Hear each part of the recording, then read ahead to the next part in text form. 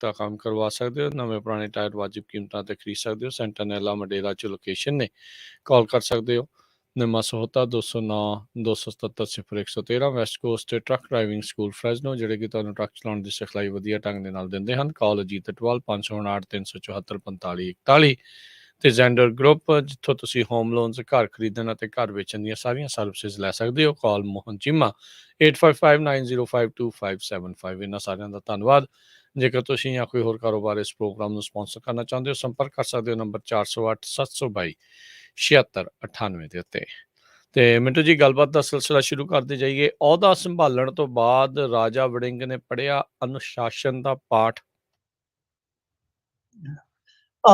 ਪੜ੍ਹਿਆ ਵੀ ਹੋ ਸਕਦਾ ਤੇ ਪੜ੍ਹਾਇਆ ਵੀ ਹੋ ਸਕਦਾ ਹੈ, ਕਿਉਂਕਿ ਅਨੁਸ਼ਾਸਨ ਅੱਜ ਕੱਲ ਕਹਿ ਲਈਏ ਬਹੁਤ ਇੱਕ ਕੀਮਤੀ ਸ਼ੈ ਬਣ ਗਿਆ ਕਾਂਗਰਸ ਦੇ ਵਿੱਚ। ਵੈਸੇ ਉਸ ਤੋਂ ਪਹਿਲਾਂ ਅਹੁਦਾ ਸੰਭਾਲਣ ਵਾਲੀ ਜਿਹੜੀ ਵੀਡੀਓ ਉਹ ਵੀ ਬੜੀ ਵਾਇਰਲ ਹੋਣ ਰਹੀ ਹੈ। ਬੜੀ ਗਜ਼ਬ ਦੀ ਕਹਿ ਲਈਏ ਨਾ ਕਿ ਕਾਂਗਰਸ ਦੀ ਕਿਸਮਤ ਹੈ, ਕੋਈ ਨਾ ਕੋਈ ਵੀਡੀਓ ਜਿਹੜੀ ਆ ਉਹ ਨਿਕਲ ਹੀ ਆਉਂਦੀ ਹੈ ਜਨਤਾ ਦੇ ਐਂਟਰਟੇਨਮੈਂਟ ਵਾਸਤੇ। ਜਿਵੇਂ ਇੱਕ ਫਿਲਮ ਆਈ ਸੀ ਨਾ, ਉਹਦੇ ਚ ਕਹਿੰਦੇ ਐਂਟਰਟੇਨਮੈਂਟ ਤੇ ਐਂਟਰਟੇਨਮੈਂਟ, ਤਾਂ ਇਹ ਐਂਟਰਟੇਨਮੈਂਟ ਹੋ ਹੀ ਜਾਂਦਾ। ਦਰਅਸਲ ਹੋਇਆ ਕਿ ਜਦੋਂ ਅਹੁਦਾ ਸੰਭਾਲ ਰਿਹਾ ਸੀਗਾ ਰਾਜਾ ਵੜਿੰਗ, ਤਾਂ ਜਿਹੜਾ ਪੰਜਾਬ ਮਾਮਲਿਆਂ ਦਾ ਇੰਚਾਰਜ ਆ, ਉਹਨੂੰ ਪਿੱਛੇ ਧੱਕ ਕੇ ਤੇ ਭਾਰਤ ਭੂਸ਼ਣ ਆਸ਼ੂ ਨੂੰ ਅੱਗੇ ਲੈ ਆਂਦਾ ਗਿਆ ਰਾਜੇ ਵੜਿੰਗ ਵੱਲੋਂ। ਅੱਛਾ, ਹੁਣ ਭਾਰਤ ਭੂਸ਼ਣ ਆਸ਼ੂ ਨੂੰ ਇਹਨਾਂ ਨੇ ਕਾਰਜਕਾਰੀ ਪ੍ਰਧਾਨ ਬਣਾਇਆ ਨਾਲ। ਤੇ ਕਮਾਲ ਦੀ ਗੱਲ ਇਹ ਹੋਈ ਕਿ ਜਦੋਂ 2-3 ਟੁਕੜੇ ਜੇ ਸੀਗੇ ਪਲੇਟ ਦੇ ਵਿੱਚ ਬਰਫੀ ਦੇ, ਪਤਾ ਨਹੀਂ ਕਿੱਦਾਂ ਦੇ ਲਿਆ ਕੇ ਰੱਖੇ ਸਨ, ਤੇ ਉਹ ਜਦੋਂ ਆਸ਼ੂ ਚੁੱਕ ਕੇ ਤੇ ਉਹਦੇ ਮੂੰਹ 'ਚ ਪਾਉਣ ਲੱਗਾ, ਉਹ ਪਿੱਛੋਂ ਚੌਧਰੀ ਆਇਆ ਤੇ ਉਹਨੇ ਗੁੱਟ ਨੂੰ ਐ ਪੂਰਾ ਜਿੰਦਰਾ ਲਾ ਦਿੱਤਾ। ਜਿਵੇਂ ਕਬੱਡੀ ਵਾਲੇ ਖਿਡਾਰੀ ਨੀ ਗੁੱਟ ਫੜ ਲੈਂਦੇ ਯਕਦਮ, ਇਸ ਤਰ੍ਹਾਂ ਉਹਨੇ ਗੁੱਟ ਫੜ ਲਿਆ। ਭਾਰਤ ਭੂਸ਼ਣ ਆਸ਼ੂ ਵਿਚਾਰਾ ਉੱਥੇ ਜਿੱਦਾਂ ਕਹਿ ਲਈਏ ਯੱਕ ਬਰਫੀ ਹੋ ਗਿਆ। ਅੱਛਾ, ਉਹਨੇ ਚੁੱਕ ਕੇ ਬਰਫੀ ਦੀ ਪਲੇਟ ਬਾਜਵੇ ਨੂੰ ਤੋਰਦੀ ਕਰ ਦਿੱਤੀ, ਤੇ ਬਾਜਵੇ ਨੇ ਚੁੱਕ ਕੇ ਤੇ ਉਹ ਜਿਹੜੀ ਬਰਫੀ ਸੀ ਉਹ ਨਵੇਂ ਪ੍ਰਧਾਨ ਦੇ ਮੂੰਹ 'ਚ ਤੁੰਨ ਦਿੱਤੀ। ਭਾਰਤ ਭੂਸ਼ਣ ਆਸ਼ੂ ਤੋਂ ਚੌਧਰੀ ਬਦਲਾ ਲੈ ਗਿਆ। ਸੋ ਇਹ ਤੇ ਇਹਨਾਂ ਦਾ ਕਹਿ ਲਓ ਕਿ ਆਪਣਾ ਉੱਥੇ ਰੰਗ ਢੰਗ ਆ, ਅਜ਼ਬ ਨਜ਼ਾਰਾ ਤੇ ਗਜ਼ਬ ਤਮਾਸ਼ਾ ਹੈ। ਖੈਰ ਦੇਖੋ, ਪ੍ਰਧਾਨਗੀ ਇਹਨਾਂ ਨੇ ਸਾਂਭੀ ਆ, ਮੁਬਾਰਕਬਾਦ। ਵੈਸੇ ਸਾਡਾ ਮੀਡੀਆ ਤੇ ਤਾਜਪੋਸ਼ੀ ਵੀ ਕਹੀ ਜਾਂਦਾ ਕਿ ਤਾਜਪੋਸ਼ੀ ਹੋ ਗਈ ਹੈ ਜੀ, ਤਾਜਪੋਸ਼ੀ ਹੋ ਗਈ ਹੈ। ਪਤਾ ਨਹੀਂ ਇਹ ਕਿਹੜੇ ਅਖਬਾਰ ਹੋ ਰਹੀਆਂ ਵੀ ਜਿਹੜੇ ਸਮਰਾਟ ਆ, ਜਿਹੜੇ ਜਿਨ੍ਹਾਂ ਨੇ ਤਖਤ ਮਲਣੇ ਆ। ਖੈਰ ਜੋ ਵੀ ਹੈ, ਚਲੋ ਮੀਡੀਆ ਦਾ ਆਪਣਾ ਕੰਮ ਆ ਤੇ ਇਹਨਾਂ ਦਾ ਆਪਣਾ ਕੰਮ ਆ। ਅੱਛਾ, ਉਸ ਤੋਂ ਬਾਅਦ ਇੱਕ ਨਜ਼ਰ ਸੀ ਕਿ ਸਿੱਧੂ ਤੇ ਜੀ। ਸਿੱਧੂ ਸਵੇਰ ਦਾ ਹੀ ਰਵਾਨਾ ਹੋਇਆ ਸੀ। ਲੋਕੀ ਕਹਿੰਦੇ ਕਿ ਪਤਾ ਨਹੀਂ ਉੱਥੇ ਪਹੁੰਚੇਗਾ ਕਿ ਨਹੀਂ। ਸਿੱਧੂ ਗਿਆ ਤੇ ਹੈ, ਪਰ ਉਹਨੇ ਸਟੇਜ ਸ਼ੇਅਰ ਨਹੀਂ ਕੀਤੀ, ਥੱਲੇ ਬਹਿ ਬੂ ਕੇ ਮੁੜ ਆਇਆ। ਪਰ ਬਾਹਰ ਆ ਕੇ ਉਹਨੇ ਧਮਾਕਾ ਕਰ ਦਿੱਤਾ, ਕਿਉਂਕਿ ਉਹ ਇਹਨਾਂ ਚੀਜ਼ਾਂ ਦੇ ਵਿੱਚ ਮਾਰ ਆ। ਤੁਹਾਨੂੰ ਪਤਾ, ਉਹ ਸੀਪ ਲਾਉਣ ਲੱਗਿਆ ਬਿੰਦ ਨਹੀਂ ਲਾਉਂਦਾ। ਉਹਨੇ ਆ ਕੇ ਭਾਰਤ ਭੂਸ਼ਣ ਆਸ਼ੂ, ਰਾਜਾ ਵੜਿੰਗ, ਇਹਨਾਂ ਦੀ ਖੁਸ਼ੀ ਇਹ ਕਹਿ ਕੇ ਫਿੱਕਿਆਂ ਕਰ ਦਿੱਤੇ ਕਿ 5 ਸਾਲ ਦੇ ਮਾਫੀਆ ਰਾਜ ਕਰਕੇ ਆ ਰਹੇ ਹਾਂ ਅਸੀਂ। ਤੇ ਨਾਲ ਕਹਿ ਦਿੱਤਾ ਕਿ ਵੇਖੋ, ਮੈਂ ਨਹੀਂ ਕਿਸੇ ਤੋਂ ਡਰਦਾ ਡਰਦਾ, ਸਿੱਧੀ ਗੱਲ ਹੈਗੀ ਜੀ। ਕਹਿੰਦਾ ਕਿ ਪ੍ਰਧਾਨ ਆਉਂਦੇ ਜਾਂਦੇ ਰਹਿੰਦੇ ਆ, ਸੰਗਠਨ ਸਭ ਤੋਂ ਵੱਡਾ ਹੁੰਦਾ, ਸੰਸਥਾ ਸਰਵਉੱਚ ਹੁੰਦੀ ਹੈ, ਮੈਂ ਨਹੀਂ ਕਿਸੇ ਤੋਂ ਡਰਦਾ। ਤੇ ਨਾਲ ਉਹਦੇ ਜਿਹੜੇ ਹੈਗੇ ਮੀਡੀਆ ਸਲਾਹਕਾਰ ਜਨਾਬ ਸੁਰਿੰਦਰ ਡੱਲਾ ਜੀ, ਉਹਨਾਂ ਨੇ ਵੀ ਟਵੀਟ ਜਿਹੜਾ ਉਹ ਮਾਰਿਆ ਚਲਾ ਕੇ। ਕਹਿੰਦੇ ਨਵੇਂ ਕਾਂਗਰਸ ਪ੍ਰਧਾਨ ਤੇ ਸਹੁੰ ਚੁੱਕਣ ਵਾਲੇ ਭਾਸ਼ਣ ਵਿੱਚੋਂ ਪੰਜਾਬ ਲਈ ਸੰਘਰਸ਼ ਦੀ ਲਲਕਾਰ, ਪੰਜਾਬ ਦੇ ਮੁੱਦਿਆਂ ਤੇ ਲੜਾਈ ਦਾ ਖੁੱਲ੍ਹਾ ਐਲਾਨ ਅਤੇ ਕਾਂਗਰਸ ਚੋਂ ਕਰਪਸ਼ਨ ਤੇ ਕਰਪਟ ਲੀਡਰਾਂ ਦੇ ਖਾਤਮੇ ਵਰਗੇ ਮੁੱਦੇ ਗਾਇਬ ਸੀ। Proud of you Navjot Sidhu, ਜੋ ਅਹੁਦਿਆਂ ਲਈ ਨਹੀਂ ਪੰਜਾਬ ਲਈ ਜਿਉਂਦਾ ਮਰਦਾ ਹੈ। ਪੰਜਾਬੀਆਂ ਨੂੰ ਤੁਹਾਡੇ ਤੋਂ ਬਹੁਤ ਉਮੀਦਾਂ। ਆ ਤੁਸੀਂ ਦੇਖ ਲਓ ਕਿ ਸਿੱਧੂ ਦੇ ਸਲਾਹਕਾਰ ਕਿਵੇਂ ਛੋਟਾ ਠੋਕ ਰਹੇ ਆ। ਉਧਰ ਨਾਲ ਭਗਵੰਤ ਮਾਨ ਦੀ ਥੋੜੀ ਜੀ ਉਹ ਕਹਿ ਸਕਦੇ ਆ ਸਲੌਤ ਵੀ ਕਰ ਗਿਆ। ਨਵਜੋਤ ਸਿੱਧੂ ਕਹਿੰਦਾ ਕਿ ਮੇਰਾ ਭਰਾ ਛੋਟਾ ਇਮਾਨਦਾਰ ਆ, ਮਾਫੀਆ ਦੇ ਖਿਲਾਫ ਤੇ ਲੜੇਗਾ ਤੇ ਮੈਂ ਪਾਰਟੀ ਤੋਂ ਉੱਤੇ ਉੱਠ ਕੇ ਉਹਦਾ ਸਾਥ ਦੇਵਾਂਗਾ। ਇਹ ਕਿਹੋ ਜਿਹੀਆਂ ਗੱਲਾਂ ਹੋ ਰਹੀਆਂ ਨੇ। ਤਾਂ ਉਧਰ ਜੇ ਆਪਾਂ ਦੇਖੀਏ ਤਾਂ ਹਰੀਸ਼ ਚੌਧਰੀ ਨੇ ਵੀ ਬਿਆਨ ਦੇ ਦਿੱਤਾ। ਉਹ ਕਹਿੰਦਾ ਕਿ ਅਨੁਸ਼ਾਸਨਹੀਨਤਾ ਜਿਹੜੀ ਬਰਦਾਸ਼ਤ ਨਹੀਂ ਕੀਤੀ ਜਾਊਗੀ। ਫਿਰ ਰਾਜਾ ਵੜਿੰਗ ਨੇ ਅਹੁਦਾ ਸੰਭਾਲ ਕੇ, ਜਿਵੇਂ ਕਿਉਂਕਿ ਅੱਗ ਤੇ ਲੱਗ ਗਈ ਨਾ ਚਾਰੇ ਪਾਸੇ, ਧੂੰਆਂ ਹੀ ਧੂੰਆਂ ਹੋ ਗਿਆ ਕਿ ਸਿੱਧੂ ਤੇ ਆਹ ਗੱਲ ਕਹਿ ਗਿਆ ਕਿ ਅਸੀਂ ਮਾਫੀਆ ਕਰਕੇ ਆ ਰਹੇ ਹਾਂ, ਮਤਲਬ ਕਿ ਸਾਡੀ ਸਰਕਾਰ ਨਹੀਂ ਚੱਲ ਰਹੀ, ਇੱਕ ਤਰ੍ਹਾਂ ਨਾਲ ਮਾਫੀਆ ਰਾਜ ਚੱਲ ਰਿਹਾ ਸੀਗਾ। ਚੰਨੀ ਵੀ ਬੋਲਿਆ, ਕਹਿੰਦਾ ਇਹ ਤਾਂ ਮੇਰੇ ਸਿਰ ਤੇ ਸਿਰਾ ਹੀ ਵੱਜਣਾ ਸੀਗਾ ਜਨਾਬ। ਪ੍ਰਧਾਨਗੀ ਦੀ ਜਿਹੜੀ ਜ਼ਿੰਮੇਵਾਰੀ ਹੁੰਦੀ ਹੈ ਕਿ ਪ੍ਰਧਾਨ ਦਾ ਕੋਈ ਮਤਲਬ ਕਿ ਕੋਈ ਸਰੋਕਾਰ ਨਹੀਂ ਹੈ, ਪ੍ਰਧਾਨ ਦੀ ਕੋਈ ਜ਼ਿੰਮੇਵਾਰੀ ਨਹੀਂ ਬਣਦੀ। ਉਹ ਵੀ ਨਿਸ਼ਾਨਾ ਕਿਤੇ ਨਾ ਕਿਤੇ ਗੁੱਜਾ ਸਿੱਧੂ ਤੇ ਲਾ ਗਿਆ। ਤੇ ਸਿੱਧੂ ਬਾਰੇ ਅਨੁਸ਼ਾਸਨਹੀਨਤਾ ਦੀ ਗੱਲ ਕਰਦੇ ਰਾਜਾ ਵੜਿੰਗ ਨੇ ਵੀ ਕਿਹਾ ਕਿ ਭਾਈ ਕਿਸੇ ਵੀ ਵਿਅਕਤੀ ਨੂੰ ਅਸੀਂ ਅਨੁਸ਼ਾਸਨਹੀਨਤਾ ਦੀ ਇਜਾਜ਼ਤ ਨਹੀਂ ਦੇਵਾਂਗੇ। ਕਾਂਗਰਸ ਕਿਸੇ ਇੱਕ ਵਿਅਕਤੀ ਦੀ ਨਹੀਂ ਹੈ, ਇਹ ਨਾ ਕੋਈ ਧੜਾ ਤੇ ਨਾ ਕੋਈ ਹੋਏਗਾ। ਤਾਂ ਉਹਨਾਂ ਨੇ ਇਹਦਾ ਸਿੱਧੇ ਤੌਰ ਤੇ ਕਹਿ ਲਈਏ ਕਿ ਜ਼ਿਕਰ ਕਰ ਦਿੱਤਾ ਕਿ ਅਨੁਸ਼ਾਸਨਹੀਨਤਾ ਬਰਦਾਸ਼ਤ ਨਹੀਂ ਕੀਤੀ ਜਾਏਗੀ। ਤਾਂ ਕੁੱਲ ਮਿਲਾ ਕੇ ਕਹਿ ਸਕਦੇ ਹਾਂ ਆਪਾਂ ਕਿ ਨਵਾਂ ਪ੍ਰਧਾਨ ਕਾਂਗਰਸ ਨੂੰ ਮਿਲ ਗਿਆ ਵਾ। ਕੀ ਨਵਾਂ ਰਸਤਾ ਮਿਲੇਗਾ, ਨਵੀਆਂ ਮੰਜ਼ਿਲਾਂ ਮਿਲਣਗੀਆਂ, ਇਹਦੇ ਤੇ ਥੋੜਾ ਜਿਹਾ ਹਾਲੇ ਸੰਸਾ, ਸ਼ੰਕਾ, ਖਦਸ਼ਾ ਹੈ। ਬਾਕੀ ਵੀ ਨਵੇਂ ਪ੍ਰਧਾਨ ਨੂੰ ਉਹ ਜਿਵੇਂ ਹਰਭਜਨ ਮਾਨ ਦਾ ਗਾਣਾ ਸੀ, ਵਧਾਈਆਂ ਜੀ ਵਧਾਈਆਂ, ਤੁਸੀਂ ਪ੍ਰਧਾਨਗੀਆਂ ਪਾ ਲਈਆਂ, ਬਸ ਠੀਕ ਹੈ ਕਿ ਵਧਾਈਆਂ ਹੀ ਆ। ਹੁਣ ਅੱਗੇ ਵੇਖੋ ਕਿੰਨਾ ਕੁ ਵੱਧਦੇ ਆ। ਜੀ ਜੀ ਕਾਂਗਰਸ ਦੇ ਵਿਧਾਇਕ ਸੁਖਪਾਲ ਖਹਿਰਾ ਨੇ ਵੀ ਕਰ ਦਿੱਤਾ ਜੀ ਟਵੀਟ। ਕੀ ਆਂਦੇ ਆ ਜੀ ਇਸ ਟਵੀਟ 'ਚ? ਹਾਂ ਜੀ, ਦੇਖੋ ਇਹਨਾਂ ਨੇ ਟਵੀਟ ਕਰਕੇ ਮੁੱਦਾ ਚੁੱਕਿਆ ਕਿ ਡੈਮ ਸੁਰੱਖਿਆ ਬਿੱਲ 2021 ਸੰਬੰਧੀ ਜੋ ਮਾਮਲਾ ਇਸ ਵੇਲੇ ਹੈਗਾ ਕਿ ਸੂਬਿਆਂ ਦੇ ਅਧਿਕਾਰਾਂ ਨੂੰ ਡੈਮ ਸੇਫਟੀ ਐਕਟ ਰਾਹੀਂ ਆਪਣੇ ਹੱਥਾਂ 'ਚ ਲੈ ਲਿਆ ਗਿਆ। ਤਾਂ ਉਹਨਾਂ ਨੇ ਕਿਹਾ ਕਿ ਪਹਿਲਾਂ ਦੀ ਤਰ੍ਹਾਂ ਮੋਹਰੀ ਭੂਮਿਕਾ ਨਿਭਾਉਂਦੇ ਹੋਏ ਪੰਜਾਬ ਅਸੈਂਬਲੀ ਨੂੰ ਇਸ ਕਾਨੂੰਨ ਨੂੰ ਵੀ ਰੱਦ ਕਰਨਾ ਚਾਹੀਦਾ ਹੈ। ਤੇ ਨਾਲ ਹੀ ਕਿਹਾ ਕਿ ਇਸ ਮਸਲੇ ਤੇ ਵੀ ਸੈਸ਼ਨ ਸੱਦਿਆ ਜਾਵੇ। ਦੇਖੋ ਗੱਲ ਕੀ ਹੈ ਕਿ ਜਦੋਂ BBMP ਵਾਲਾ ਮੁੱਦਾ ਚੁੱਕਿਆ ਸੀਗਾ, ਚੱਲਿਆ ਸੀਗਾ, ਉਸ ਵੇਲੇ ਸਾਰੀ ਗੱਲ ਸਾਫ਼ ਹੋ ਗਈ ਸੀਗੀ ਕਿ ਜਿਹੜਾ ਡੈਮ ਸੇਫਟੀ ਬਿੱਲ ਆ ਜਾਂ ਜਿਹੜਾ ਐਕਟ ਲਿਆਂਦਾ ਗਿਆ ਹੈ, ਉਹਦੇ ਰਾਹੀਂ ਕੰਟਰੋਲ ਤਕਰੀਬਨ ਕੇਂਦਰ ਆਪਣੇ ਹੱਥਾਂ 'ਚ ਲੈ ਚੁੱਕਾ। ਔਰ ਇਹਨਾਂ ਨੂੰ ਹੁਣ ਕੌਣ ਸਮਝਾਵੇ? ਦੇਖੋ ਇਹ ਬੜਾ ਲੇਟ ਚੱਲਦੇ ਨੇ, ਬਹੁਤ ਲੇਟ ਚੱਲਦੇ ਨੇ। ਇਹ ਤੇ ਜਿਵੇਂ ਕਹਿ ਲਈਏ ਕਿ ਦੁਨੀਆ 5G 'ਚ ਆ ਗਈ ਤੇ 2G 'ਚ ਤੁਰੇ ਫਿਰਦੇ ਨੇ ਸਾਡੇ ਲੀਡਰ। ਅੱਛਾ, ਇਹ ਮਾਮਲਾ ਤੇ ਕੋਰਟ ਦੇ ਵਿੱਚ ਹੈ। ਜੇ ਤੁਸੀਂ ਦੇਖੋਗੇ ਇਹਨੂੰ ਚੈਲੰਜ ਕੀਤਾ ਗਿਆ ਸਾਊਥ ਵੱਲੋਂ। ਉਹ ਸਾਊਥ ਨੇ ਪਹਿਲਾਂ ਹੀ ਇਤਰਾਜ਼ ਜਤਾਉਣਾ ਸ਼ੁਰੂ ਕਰ ਦਿੱਤਾ ਸੀ, ਸਾਡੇ ਵਾਲੇ ਹੁਣ ਬੋਲਣ ਡਿਆ 21 ਵਾਲੇ ਸੇਫਟੀ ਡੈਮ ਬਿੱਲ ਤੇ। ਔਰ ਸਭ ਤੋਂ ਦਿਲਚਸਪ ਗੱਲ ਇਹ ਆ ਕਿ ਕਿਸਾਨ ਆਗੂ ਪਹਿਲਾਂ ਹੀ ਇਹ ਸਾਰਾ ਕੁਝ ਦੱਸ ਚੁੱਕੇ ਸਨ ਇਹਨਾਂ ਲੀਡਰਾਂ ਨੂੰ ਕਿ ਭਾਈ ਐਸਾ ਹੋ ਗਿਆ ਹੈ। ਤਾਂ ਇਹ ਕੰਨ ਹੀ ਨਹੀਂ ਧਰਦੇ। ਉਹ ਤਾਂ ਪਤਾ ਨਹੀਂ ਹੁਣ ਜੇ ਖਹਿਰਾ ਸਾਹਿਬ ਵਰਗੇ ਲੀਡਰ ਦਾ ਇਹ ਹਾਲ ਆ ਕਿ ਇਹਨਾਂ ਨੂੰ ਮਹੀਨਿਆਂ ਬਾਅਦ ਪਤਾ ਲੱਗਦਾ ਤੇ ਦੂਜੇ ਲੀਡਰਾਂ ਨੂੰ ਤੇ ਮੈਨੂੰ ਲੱਗਦਾ ਕਿ ਕਈ ਸਾਲਾਂ ਬਾਅਦ ਪਤਾ ਲੱਗੂਗਾ। ਤਾਂ ਕੇਂਦਰ ਤਾਂ ਸਾਰਾ ਕੁਝ ਆਪਣੇ ਹੱਥਾਂ 'ਚ ਕਰ ਰਹੀ ਹੈ, ਪਰ ਕੱਲਾ ਇਹ ਵੀ ਕੀ ਆ ਕਿ ਤੁਸੀਂ ਇੱਥੇ ਬਿੱਲ ਬਣਾਓ, ਕਿਸੇ ਨੂੰ ਰੱਦ ਕਰ ਦਿੱਤਾ, ਮਤਾ ਪਾ ਦਿੱਤਾ, ਉਹਦੇ ਨਾਲ ਕੀ ਹੋਣਾ?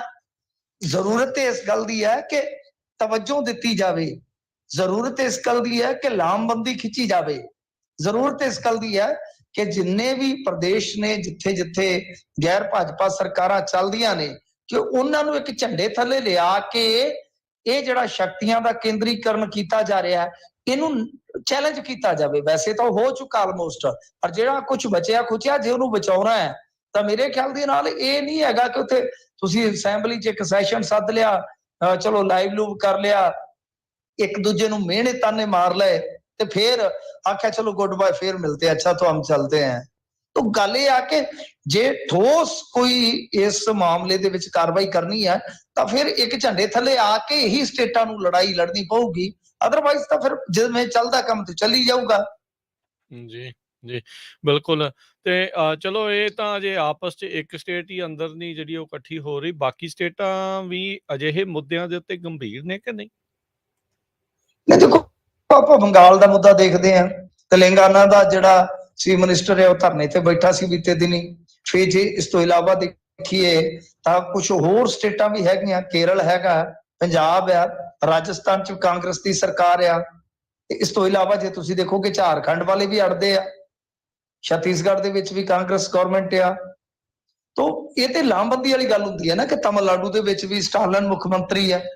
ਸੋ ਇਹ ਸਾਰਾ ਕੁਝ ਹੈ ਜਿਹੜਾ ਲਾਮਬੰਦੀ ਨਾਲ ਹੁੰਦਾ। ਤਾਂ ਲਾਮਬੰਦੀ ਕਿਨ ਕਰਨੀ ਹੈ ਨਾ? ਲੀਡਰਾਂ ਨੇ ਕਰਨੀ ਹੈ ਨਾ, ਉਹ ਤਾਂ ਆਪਣਾ ਕਰਦੇ ਆ। ਇਹਨਾਂ ਨੇ ਤਾਂ ਹੁਣ ਭਾਸ਼ਾ ਦੇ ਆਧਾਰ ਤੇ ਵੀ ਜੋ ਮਸਲਾ ਉਠਾਇਆ ਸੀਗਾ ਅਮਿਤ ਸ਼ਾਹ ਨੇ ਬੀਤੇ ਦਿਨੀ, ਸਾਊਥ ਵਾਲਿਆਂ ਨੇ ਉਹਦੀ ਵੀ ਮੁਖਾਲਫਤ ਕੀਤੀ ਸੀ ਬੜੀ ਠੋਕ ਕੇ। ਸੋ ਗੱਲ ਇਹ ਹੈ ਕਿ ਸਾਊਥ ਨੂੰ, ਨਾਰਥ ਨੂੰ, ਇਹ ਸਾਰਿਆਂ ਨੂੰ ਇੱਕ ਝੰਡੇ ਥੱਲੇ ਆਉਣਾ ਪਵੇਗਾ।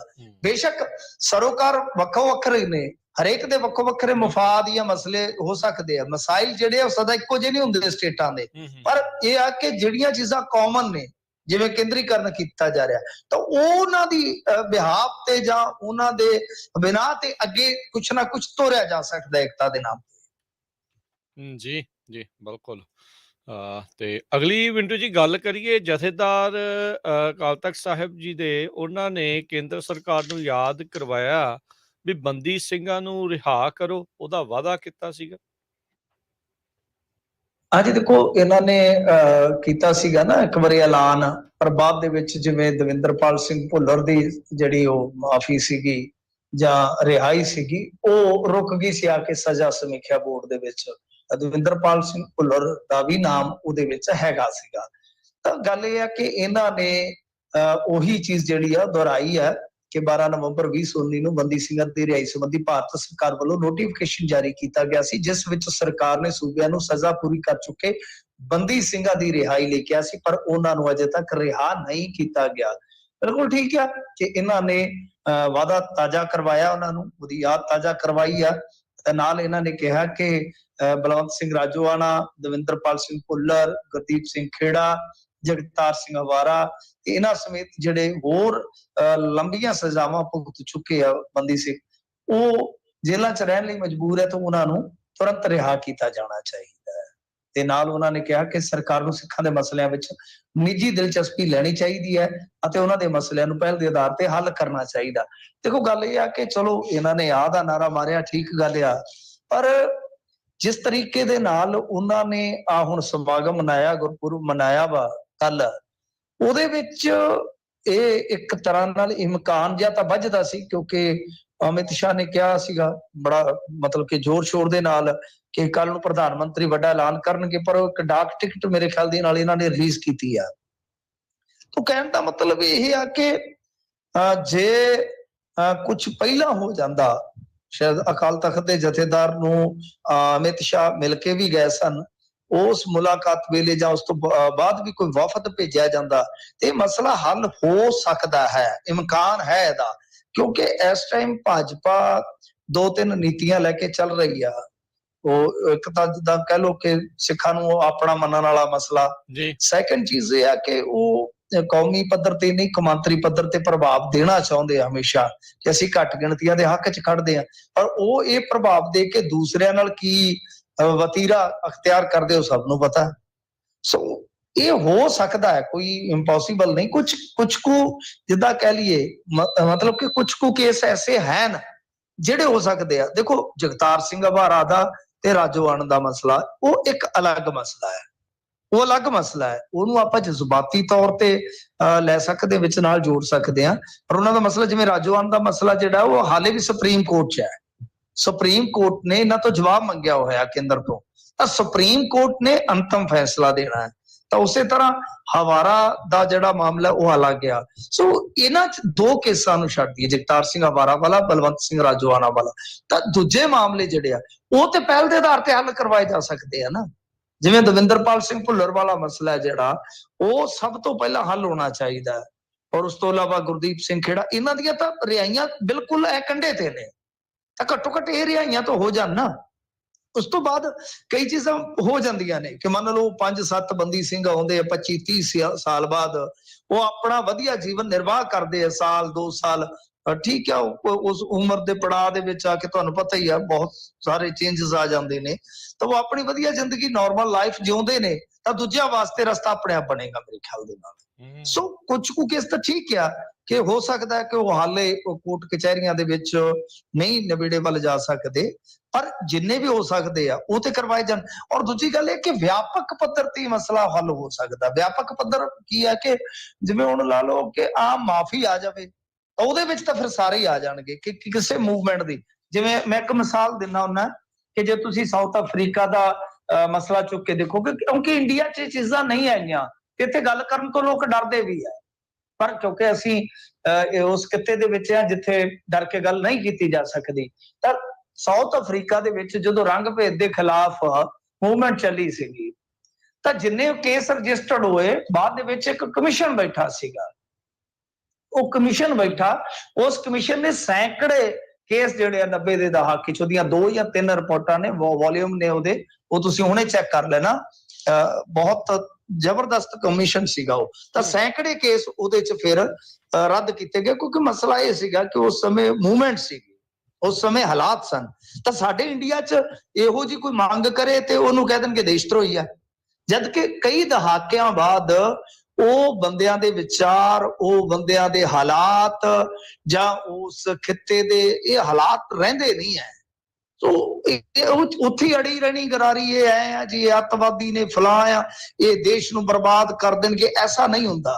ਜ਼ਮਾਨਤ ਵੀ ਦਿੱਤੀ ਜਾਂਦੀ ਆ, ਬੇਲ ਵੀ ਕਈ ਵਾਰ ਮਿਲ ਜਾਂਦੀ ਆ, ਸਾਰਾ ਕੁਝ ਹੁੰਦਾ। ਸੋ ਜੇ ਇਸ ਤਰ੍ਹਾਂ ਦਾ ਕੋਈ ਕਮਿਸ਼ਨ ਬਣਾ ਕੇ ਉਹ ਸਿੱਖ ਮੂਵਮੈਂਟ ਦੇ ਵਿੱਚ ਜਿਹੜੇ ਇਸ ਤਰ੍ਹਾਂ ਦੇ ਕੇਸ ਹਨ, ਘੱਟੋ ਘੱਟ ਕੋਈ 90-95% ਤਾਂ ਸਭ ਤੋਂ ਪਹਿਲਾਂ ਵਿਚਾਰੇ ਜਾਣਨਾ, ਉਹਦੇ ਵਿੱਚ ਜਿਹੜੇ ਜਿਹੜੇ ਕੇਸ ਤੱਤ ਫੱਟ ਹੁੰਦੇ ਆ ਉਹ ਰਿਹਾਈਆਂ ਬਣਾ ਕੇ ਤੇ ਅੱਗੇ ਰੱਖ ਦੇਣ, ਤੇ ਉਸ ਤੋਂ ਬਾਅਦ ਦੂਜੇ ਕੇਸ ਜਿਹੜੇ ਆ ਉਹ ਬਾਅਦ ਦੇ ਵਿੱਚ ਵਿਚਾਰ ਲੈਣ। ਮੈਂ ਕਹਿੰਦਾ ਕਿ ਉਹ ਵੀ ਵਿਚਾਰ, ਤਾਂ ਇਹਦੇ ਨਾਲ ਕੀ ਹੋਏਗਾ ਕਿ ਅੱਛਾ ਮੈਸੇਜ ਜਾਂਦਾ ਹੈ, ਅੱਛਾ ਮੈਸੇਜ ਜਾਂਦਾ। ਤਾਂ ਕਿਸੇ ਵੀ ਮੂਵਮੈਂਟ ਨੂੰ ਜੇ ਆਪਾਂ 30 ਸਾਲ ਪਹਿਲਾਂ ਵਾਲੇ ਪੱਖ ਤੋਂ ਹੀ ਦੇਖੀ ਜਾਈਏ, 40 ਸਾਲ ਪਹਿਲਾਂ ਵਾਲੇ ਪੱਖ ਤੋਂ ਦੇਖੀ ਜਾਈਏ, ਤਾਂ ਮੈਨੂੰ ਨਹੀਂ ਲੱਗਦਾ ਕਿ ਉਹ ਚੀਜ਼ਾਂ ਕਦੇ ਵੀ ਠੀਕ ਹੋ ਸਕਦੀਆਂ।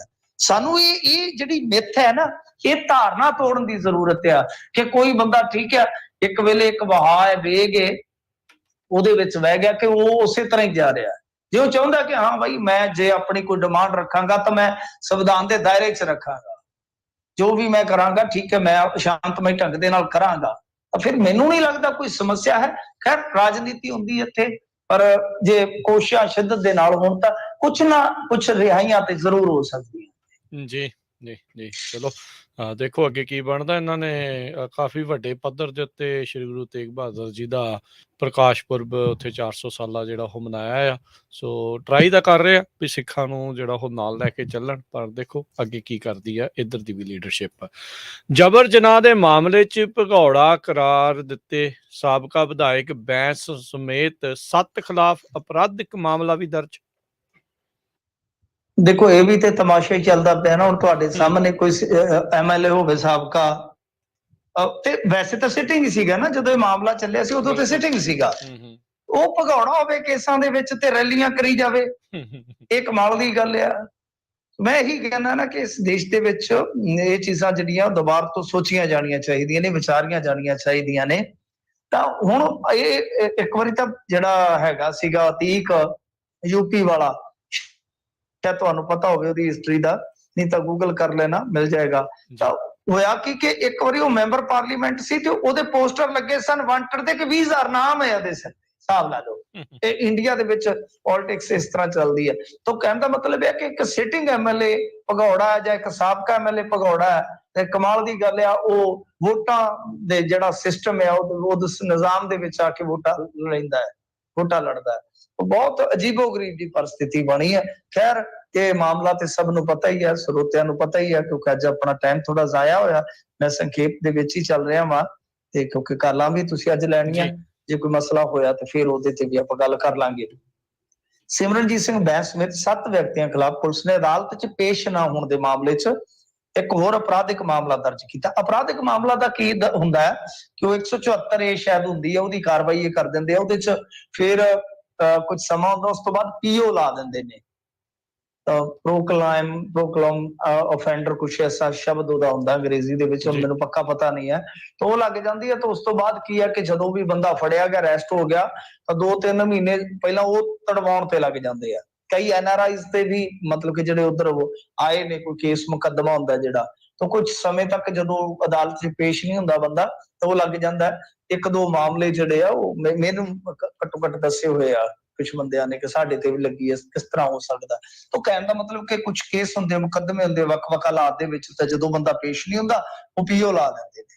ਤਾਂ ਪੀਓ ਫਿਰ ਜਦੋਂ ਬੰਦਾ ਪੇਸ਼ ਹੁੰਦਾ ਜਾਂ ਅਰੈਸਟ ਹੁੰਦਾ ਤਾਂ ਪਹਿਲਾਂ ਉਹ ਤੜਵਾਉਂਦਾ, ਫਿਰ ਉਸ ਤੋਂ ਬਾਅਦ ਬੇਲ ਜਿਹੜੀ ਆ ਹਾਸਲ ਹੁੰਦੀ ਆ।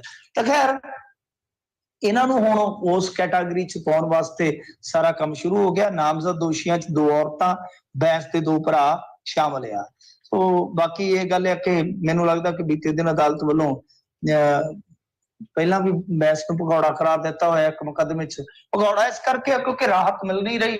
ਜੇ ਇੱਕ ਕੇਸ ਦੇ ਵਿੱਚ ਆਊਗਾ ਪੇਸ਼ੀ ਭੁਗਤਣ ਤੇ ਫਿਰ ਦੂਸਰੇ ਦੇ ਵਿੱਚ ਵੀ ਰਗੜਿਆ ਜਾਊਗਾ। ਪਰ ਇਹ ਮੈਂ ਕਹੂੰਗਾ ਕਿ ਹਾਸੋਹੀਣੀ ਸਥਿਤੀ ਬਣੀ ਪਈ ਹੈ ਕਿ ਜਦੋਂ ਇਹਦੇ ਤੇ ਕੇਸ ਸੀ, ਅਦਾਲਤ 'ਚ ਪੇਸ਼ ਨਹੀਂ ਸੀ ਹੋ ਰਿਹਾ ਬੈਂਸ, ਤਾਂ ਕੰਪੇਨ ਦੇ ਵਿੱਚ ਇਹ ਨਜ਼ਰ ਆ ਰਿਹਾ ਸੀਗਾ ਲੁਧਿਆਣੇ। ਜੀ, ਪ੍ਰੋਕਲੇਮਡ ਅਫੈਂਡਰ ਜਿਹੜਾ ਆ ਉਹ ਵਰਤਿਆ ਜਾਂਦਾ। ਹਾਂਜੀ, ਪ੍ਰੋਕਲੇਮ। ਜੀ, जी जी, 600 तो नेड़े डिग्या, मैं ਬਹੁਤਾ ਦੂਰ ਜ਼ਿਆਦਾ ਨਹੀਂ। ਦੂਰ ਨਹੀਂ ਸੀ ਜੀ, ਬਿਲਕੁਲ। 600 ਯੂਨਿਟ ਨੇ ਸਰਕਾਰ ਲਈ ਨਵਾਂ ਪਵਾੜਾ ਪਾਇਆ ਹੈ। ਹਾਂਜੀ, ਦੇਖੋ 600 ਯੂਨਿਟ ਵਾਲਾ ਮਸਲਾ ਤੇ ਬੜਾ ਆਪਾਂ ਅੱਗੇ ਵੀ ਬਹੁਤ ਵਾਰੀ ਵਿਚਾਰਿਆ। ਬਿਜਲੀ ਵਾਲਾ ਕੰਮ ਤੇ ਮੇਰੇ ਖਿਆਲ ਦੇ ਨਾਲ ਜਿੰਨੀ ਪੰਜਾਬੀ ਰੇਡੀਓ ਯੂਐਸਏ ਨੇ ਗੱਲ ਕੀਤੀ ਹੈ, ਕਿਸੇ ਨੇ ਨਹੀਂ ਕੀਤੀ ਹੋਣੀ। ਅਸੀਂ ਪਿਛਲੇ ਸਾਲ 1.5 ਸਾਲ ਤੋਂ ਜੀ। ਲੱਗੇ ਹੋਏ ਆ ਕਿ ਅਸਲ ਦੇ ਵਿੱਚ ਇਹ ਤੁਹਾਨੂੰ ਗੁੰਮਰਾਹ ਕਰਨ ਡਿਆ ਜੇ, ਨਿੱਜੀ ਥਰਮਲ ਬੰਦ ਕਰ ਦਿਆਂਗੇ, ਆਹ ਕਰ ਦਿਆਂਗੇ, ਉਹ ਕਰ ਦਿਆਂਗੇ। ਪਰ ਚਲੋ ਖੈਰ ਲੋਕਾਂ ਦੀ ਮਰਜ਼ੀ ਆ, ਲੋਕਾਂ ਨੇ ਕਿਹਨਾਂ ਦੀ ਸੁਣਨੀ ਆ।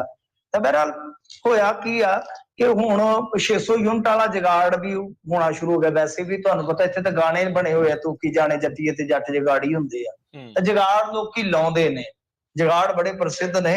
ਆ ਮੋਟਰਸਾਈਕਲਾਂ ਦੇ ਮਗਰ ਟਰਾਲੀਆਂ ਬਣਾ ਕੇ ਲੋਕ ਜਿਹੜੇ ਪੱਠੇ ਢੋਂਦੇ ਆ, ਉਹਨਾਂ ਦਾ ਵੀ ਜਗਾੜ ਮੈਨੂੰ ਲੱਗਦਾ ਕਿ ਹੁਣ ਅੰਤ ਤੇ ਆ ਗਿਆ, ਕਿਉਂਕਿ ਇਹਨਾਂ ਨੇ ਚਿੱਠੀ ਕੱਢ ਦਿੱਤੀ ਆ ਕਿ ਉਹ ਬੰਦ ਕਰੋ ਟਰਾਲੀਆਂ ਟਾਈਪ ਜਿਹੜੇ ਉਹ ਮੋਟਰਸਾਈਕਲ ਨੇ। ਖੈਰ, ਤਾਂ ਹੁਣ ਹੋ ਕੀ ਰਿਹਾ ਕਿ ਜਿਹੜੇ ਲਾਗੇ ਬੰਨੇ ਵਾਲੇ ਆ ਕਿ ਹਾਂ ਬਈ ਅਸੀਂ ਬਚ ਜਾਈਏ, ਤਾਂ ਉਹ ਨਵੀਆਂ ਸਿਕਿਉਰਟੀਆਂ ਭਰ ਰਹੇ ਆ ਨਵੇਂ ਮੀਟਰ ਵਾਸਤੇ। ਤਾਂ ਬਠਿੰਡੇ ਦੇ ਵਿੱਚ ਕਹਿੰਦੇ ਕਿ ਇੰਨੀਆਂ ਅਰਜ਼ੀਆਂ ਆ ਰਹੀਆਂ ਨੇ ਕਿ ਦੰਗ ਨੇ ਬਿਜਲੀ ਵਾਲੇ। ਕਿਆ ਕੀ ਹੋ ਗਿਆ ਯਾਰ, ਇੰਨੇ ਮੀਟਰ ਦੀ ਦਰਕਾਰ ਹੋ ਗਈ ਆ। ਉਹਦਾ ਕਾਰਨ ਇਹੀ ਹੈ ਕਿ ਇੱਕ ਘਰ ਦੇ ਵਿੱਚ 2 ਮੀਟਰ ਲਵਾ ਦਿਓ, ਘੱਟੋ ਘੱਟ ਯਾਨੀ 1200 ਯੂਨਿਟ ਬਣ ਜਾਏਗੀ ਤੁਹਾਡੀ, 600 ਤੋਂ ਡਬਲ ਹੋ ਜਾਏਗੀ। ਤਾਂ ਜਿਹੜੇ ਬੰਦੇ 500 ਯੂਨਿਟ ਬਾਲਦੇ ਸੀਗੇ ਅੱਗੇ, ਉਹ ਹੁਣ ਥੋੜਾ ਖੁੱਲਾ ਖੇਡਣ ਵਾਸਤੇ 2 ਮੀਟਰ ਲਵਾ ਲੈਣਗੇ। ਤਾਂ ਤੁਸੀਂ ਆਪ ਹੀ ਹਿਸਾਬ ਲਾ ਲਓ ਕਿ ਜਿੱਥੇ 700 ਮੱਚਦੀ ਸੀ ਹੁਣ 1200 ਮੱਚਿਆ ਕਰੇਗੀ। ਇਹਦੇ ਸਿਆਪਾ ਖੜਾ ਹੋ ਗਿਆ ਨਾ ਕਿ ਪਹਿਲਾਂ ਹੀ ਚੀਜ਼ ਜਿਹੜੀ ਹੈ ਉਹ ਤੁਹਾਡੇ ਕੋਲ ਸ਼ਾਰਟ ਆ ਉੱਤੋਂ ਤੁਸੀਂ ਆ ਸਿਆਪਾ ਇੱਕ ਹੋਰ ਪਾ ਦਿੱਤਾ ਕਿ ਇੱਕ ਘਰ 'ਚ ਹੁਣ ਡਬਲ ਮੀਟਰ ਆ ਜਾਣਗੇ। ਕਿਉਂਕਿ ਦੇਖੋ ਮੀਟਰ ਦੇ ਲਈ ਕੋਈ ਸ਼ਰਤ ਨਹੀਂ ਹੁੰਦੀ। ਜਿਵੇਂ ਮੰਨ ਲਓ ਹੁਣ ਮੇਰੀ ਬੀਵੀ ਹੈ ਤੇ ਉਹਦੇ ਨਾਮ ਤੇ ਆ ਮੀਟਰ, ਤੇ ਕੱਲ ਨੂੰ ਮੈਂ ਵੀ ਸਿਕਿਉਰਿਟੀ ਭਰ ਸਕਦਾ। ਕੱਲ ਨੂੰ ਕੋਈ ਮੇਰੀ ਮਾਤਾ ਹੈ ਜਾਂ ਕੋਈ ਮੇਰਾ ਦਾਦਾ ਦਾਦੀ, ਮੇਰਾ ਪਿਤਾ, ਕੋਈ ਵੀ ਹੈ, ਫਰਜ਼ ਕਰੋ ਜਾਂ ਭਰਾ ਹੈ, ਭੈਣ ਹੈ, ਉਹ ਆਪਣੇ ਨਾਂ ਤੇ ਸਿਕਿਉਰਿਟੀ ਭਰ ਸਕਦੇ ਆ। ਸੋ ਗੱਲ ਇਹ ਆ ਕਿ ਹੁਣ ਇਹ ਮਸਲਾ ਜਿਹੜਾ ਉਹ ਇਸ ਤਰ੍ਹਾਂ ਹੱਲ ਨਹੀਂ ਹੋਏਗਾ, ਸਗੋਂ ਇਸ ਤਰ੍ਹਾਂ ਵਿਗੜੇਗਾ। ਤਾਂ ਪਹਿਲਾਂ ਇਹਨਾਂ ਨੇ ਸ਼ਰਤਬਾਜ਼ੀ ਕਰ ਦਿੱਤੀ ਵਿੱਚ, ਕਿਹਾ ਨਹੀਂ ਜੀ ਜਨਰਲ ਕੈਟਾਗਰੀ ਲਾਭ ਨਹੀਂ ਚੁੱਕ ਸਕਦੀ। ਫਿਰ ਬਾਅਦ ਚ ਕਿਹਾ ਕਿ ਐਸਸੀ ਕੈਟਾਗਰੀ ਚੋਂ ਵੀ ਉਹੀ ਲਾਭ ਚੁੱਕਣਗੇ ਜਿਹੜੇ 1 ਕਿਲੋਵਾਟ ਵਾਲੇ ਹੋਣ। ਦੂਜਿਆਂ ਨੂੰ 600 ਯੂਨਿਟ ਬਾਲਣ ਤੋਂ ਬਾਅਦ ਸਾਰਾ ਬਿੱਲ ਪੇ ਕਰਨਾ ਪਏਗਾ। ਤਾਂ ਇਹਦੇ ਨਾਲ ਸਮੱਸਿਆ ਜਿਹੜੀ ਉਹ ਖਤਮ ਨਹੀਂ ਹੋਏਗੀ, ਸਗੋਂ ਸਮੱਸਿਆ ਵਧੇਗੀ। ਹੁਣ ਬਿਜਲੀ ਜਦੋਂ ਆਉਣੀ ਨਹੀਂ ਹੈ, ਆਉਣ ਵਾਲੇ ਦਿਨਾਂ 'ਚ ਕੱਟ ਲੱਗਣਗੇ 6-6 ਘੰਟੇ, 8-8 ਘੰਟੇ। ਕਿਲੋਵਾਟ ਹੋਵੇ ਚਾਹੇ 5 ਕਿਲੋਵਾਟ ਹੋਵੇ ਲੋਡ ਤੁਹਾਡਾ, ਉਹ ਮੈਨੂੰ ਨਹੀਂ ਲੱਗਦਾ ਕਿ 600 ਯੂਨਿਟ ਤੱਕ ਜਾ ਸਕਦਾ। ਬਾਕੀ ਮਈਆ ਮੁਫਤਖੋਰੀ ਨੇ ਪੰਜਾਬ ਦਾ ਜਲੂਸ ਕਢਾਉਣਾ ਹੀ ਕਢਾਉਣਾ। ਸੋ ਸਟਾਰਟ ਆ ਕੰਮ ਜੀ। ਮੁੱਖ ਮੰਤਰੀ ਮਾਨ ਸਰਕਾਰ ਦੀ ਵੱਡੀ ਕਾਰਵਾਈ ਹੈ ਇੱਕ, ਰੋਪੜ ਮੋਹਾਲੀ ਦੇ ਮਾਈਨਿੰਗ ਅਫਸਰ ਨੂੰ ਕੀਤਾ ਆ ਸਸਪੈਂਡ ਇਹਨਾਂ ਨੇ। ਦੇਖੋ ਇਸ ਤਰ੍ਹਾਂ ਹੁੰਦਾ ਹੀ ਹੈ ਅਕਸਰ, ਜਦੋਂ ਸਰਕਾਰਾਂ ਆਉਂਦੀਆਂ ਨੇ, ਸਰਕਾਰਾਂ ਜਾਂਦੀਆਂ ਨੇ, ਤਾਂ ਉਦੋਂ ਥੋੜੀ ਤਰਥੱਲੀ ਮਚਦੀ ਆ। ਮਾਈਨਿੰਗ ਅਫਸਰ ਨੂੰ ਇਹਨਾਂ ਨੇ ਕੀਤਾ ਵਾ ਸਸਪੈਂਡ। ਸ਼ਾਇਦ ਇਹਦੇ ਖਿਲਾਫ ਹੁਣ ਚਾਰਜਸ਼ੀਟ ਵੀ ਜਿਹੜੀ ਹੈ ਉਹ ਤਿਆਰ ਕੀਤੀ ਜਾਏਗੀ। ਹਾਲਾਂਕਿ ਕਿਉਂਕਿ ਦੇਖੋ ਕੁਝ ਖਬਰਾਂ ਜਿਹੜੀਆਂ ਆਉਂਦੀਆਂ ਨੇ ਉਹ ਇਸ ਤਰ੍ਹਾਂ ਦੀਆਂ ਹੁੰਦੀਆਂ ਕਿ ਪੂਰੀ ਤਫਸੀਲ ਨਹੀਂ ਆਉਂਦੀ, ਥੋੜੇ ਅਲਰਟ ਆਉਂਦੇ ਨੇ, ਥੋੜੀ ਮਾੜੀ ਮੋਟੀ ਜਾਣਕਾਰੀ ਨਿਕਲਦੀ ਹੈ। ਸੋ ਹੁਣ ਇਹ ਦੇਖਦੇ ਆ ਕਿ ਕੱਲ ਨੂੰ ਕੀ ਇਹ ਮਾਮਲਾ ਬਣਦਾ ਹੈ। ਪਰ ਅਸਲ ਦੇ ਵਿੱਚ ਕੀ ਹੈ ਰਾਜ ਕਰਨਵੀਰ ਸਿੰਘ ਜੀ ਕਿ ਜਿਹੜੇ ਵੀ ਇਹ ਸਸਪੈਂਡ ਹੁੰਦੇ, ਤੁਹਾਨੂੰ ਪਤਾ ਹੀ ਹੈ, ਬਾਅਦ ਦੇ ਵਿੱਚ ਬਹਾਲ ਵੀ ਹੋ ਜਾਂਦੇ ਨੇ ਜਲਦੀ, ਬਹੁਤ ਜਲਦੀ ਇਹ ਬਹਾਲ ਵੀ ਹੋ ਜਾਂਦੇ ਆ। ਹੈਲੋ ਜੀ ਜੀ ਜੀ ਮਿੰਟੂ ਜੀ। ਜੀ ਹਾਂਜੀ ਹਾਂਜੀ, ਮੇਰੀ ਆਵਾਜ਼ ਆਉਂਦੀ ਹੈ ਨਾ? ਆ ਰਹੀ ਹੈ ਜੀ। ਜੀ ਹਾਂਜੀ, ਇਹ ਮੁੜ ਕੇ ਬਹਾਲ ਵੀ ਹੋ ਜਾਂਦੇ। ਕੋਰਟ ਕਚਹਿਰੀ ਵਾਲੇ ਆਪਸ਼ਨ ਇਹਨਾਂ ਦੇ ਕੋਲ ਹੁੰਦੇ ਨੇ। ਪਰ ਸਭ ਤੋਂ ਵੱਡੀ ਗੱਲ ਜਿਹੜੀ ਨਿਕਲ ਕੇ ਆਈ, ਕਿਉਂਕਿ ਇਹਦੇ ਬਾਰੇ ਮੈਨੂੰ ਪਤਾ ਨਹੀਂ ਹੈ ਕਿ ਕਿਉਂ ਸਸਪੈਂਸ਼ਨ ਹੋਈ ਹੈ। ਸਸਪੈਂਸ਼ਨ ਦਾ ਬਹੁਤ ਵੱਡੇ ਪੱਧਰ ਤੇ ਅੱਜ ਕਹਿ ਲਈਏ ਕਿ ਖਿਲਾਰਾ ਪਿਆ ਹੋਇਆ ਹੈ, ਪਰ ਇਹ ਨਹੀਂ ਪਤਾ ਲੱਗਿਆ, ਕਿਸੇ ਵੀ ਮੀਡੀਆ ਰਿਪੋਰਟ ਦੇ ਵਿੱਚ ਇਹ ਨਹੀਂ ਦੱਸਿਆ ਗਿਆ ਕਿ ਇਹਦੀ ਕੁਤਾਹੀ ਕੀ ਸੀ, ਇਸ ਬੰਦੇ ਦੀ ਗਲਤੀ ਕੀ ਸੀਗੀ।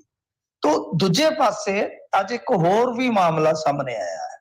ਸਾਹਮਣੇ ਇਹ ਆਇਆ ਕਿ ਜਿਹੜਾ ਮਤਲਬ ਕਿ ਮਾਈਨਿੰਗ ਠੇਕੇਦਾਰ ਸੀ, ਸਰਕਾਰੀ ਗਨਮੈਨ ਦਿੱਤੇ ਗਏ ਸੀ ਉਹਨੂੰ। ਸ਼ਾਇਦ ਹੋ ਸਕਦਾ ਇਸੇ ਕਾਰਵਾਈ ਨਾਲ ਹੀ ਜੁੜਿਆ ਹੋਵੇ ਇਹ ਮਸਲਾ। ਤਾਂ 3 ਗਨਮੈਨ ਜਿਹੜੇ ਦਿੱਤੇ ਗਏ ਸੀ। ਔਰ ਕਮਾਲ ਦੀ ਗੱਲ ਇਹ ਆ ਕਿ ਉਹਨਾਂ ਨੂੰ ਜਿਹੜੀ ਤਨਖਾਹ ਦਿੱਤੀ ਜਾਂਦੀ ਸੀ ਜਾਂ ਹੋਰ ਸਾਰਾ ਕੁਝ ਉਹ ਸਰਕਾਰੀ ਖਜ਼ਾਨੇ ਚੋਂ। ਤਾਂ ਤੁਸੀਂ ਆਪ ਹੀ ਅੰਦਾਜ਼ਾ ਲਾ ਲਓ ਕਿ ਕਿਸੇ ਮਾਈਨਿੰਗ ਠੇਕੇਦਾਰ ਨੂੰ ਨਾਲ ਗਨਮੈਨ ਦਿੱਤੇ ਗਏ, ਉਹ ਕਿੰਨਾ VIP ਕੰਮ ਹੋਏਗਾ ਉਹਦਾ। ਤੇ ਜਿਹੜਾ ਬੰਦਾ ਇਸ ਤਰ੍ਹਾਂ ਦਾ ਰਸੂਖ ਰੱਖਦਾ ਆ, ਉਹ ਉੱਥੇ ਕਿਹੜੀ ਢਿੱਲ ਕਰਦਾ ਹੋਏਗਾ ਬਈ ਦਾਖੋਰੀ ਕਰਨ ਤੋਂ ਕਿਹੜੀ ਢਿੱਲ ਕਰਦਾ ਹੋਏਗਾ? ਇਹ ਜਾਂਚ ਪੜਤਾਲ ਵੀ ਹੋਣੀ ਚਾਹੀਦੀ ਹੈ। ਇਕੱਲੇ ਗਨਮੈਨ ਜਿਹੜੇ ਆ ਉਹ ਵਾਪਸ ਲੈ ਲੈ ਜਾਂ ਬਾਅਦ ਦੇ ਵਿੱਚ ਆਪਣੇ ਬੰਦਿਆਂ ਨੂੰ ਫੇਰ ਦੇ ਦਿੱਤੇ, ਇਹਦੇ ਨਾਲ ਕੀ ਹੋਣਾ?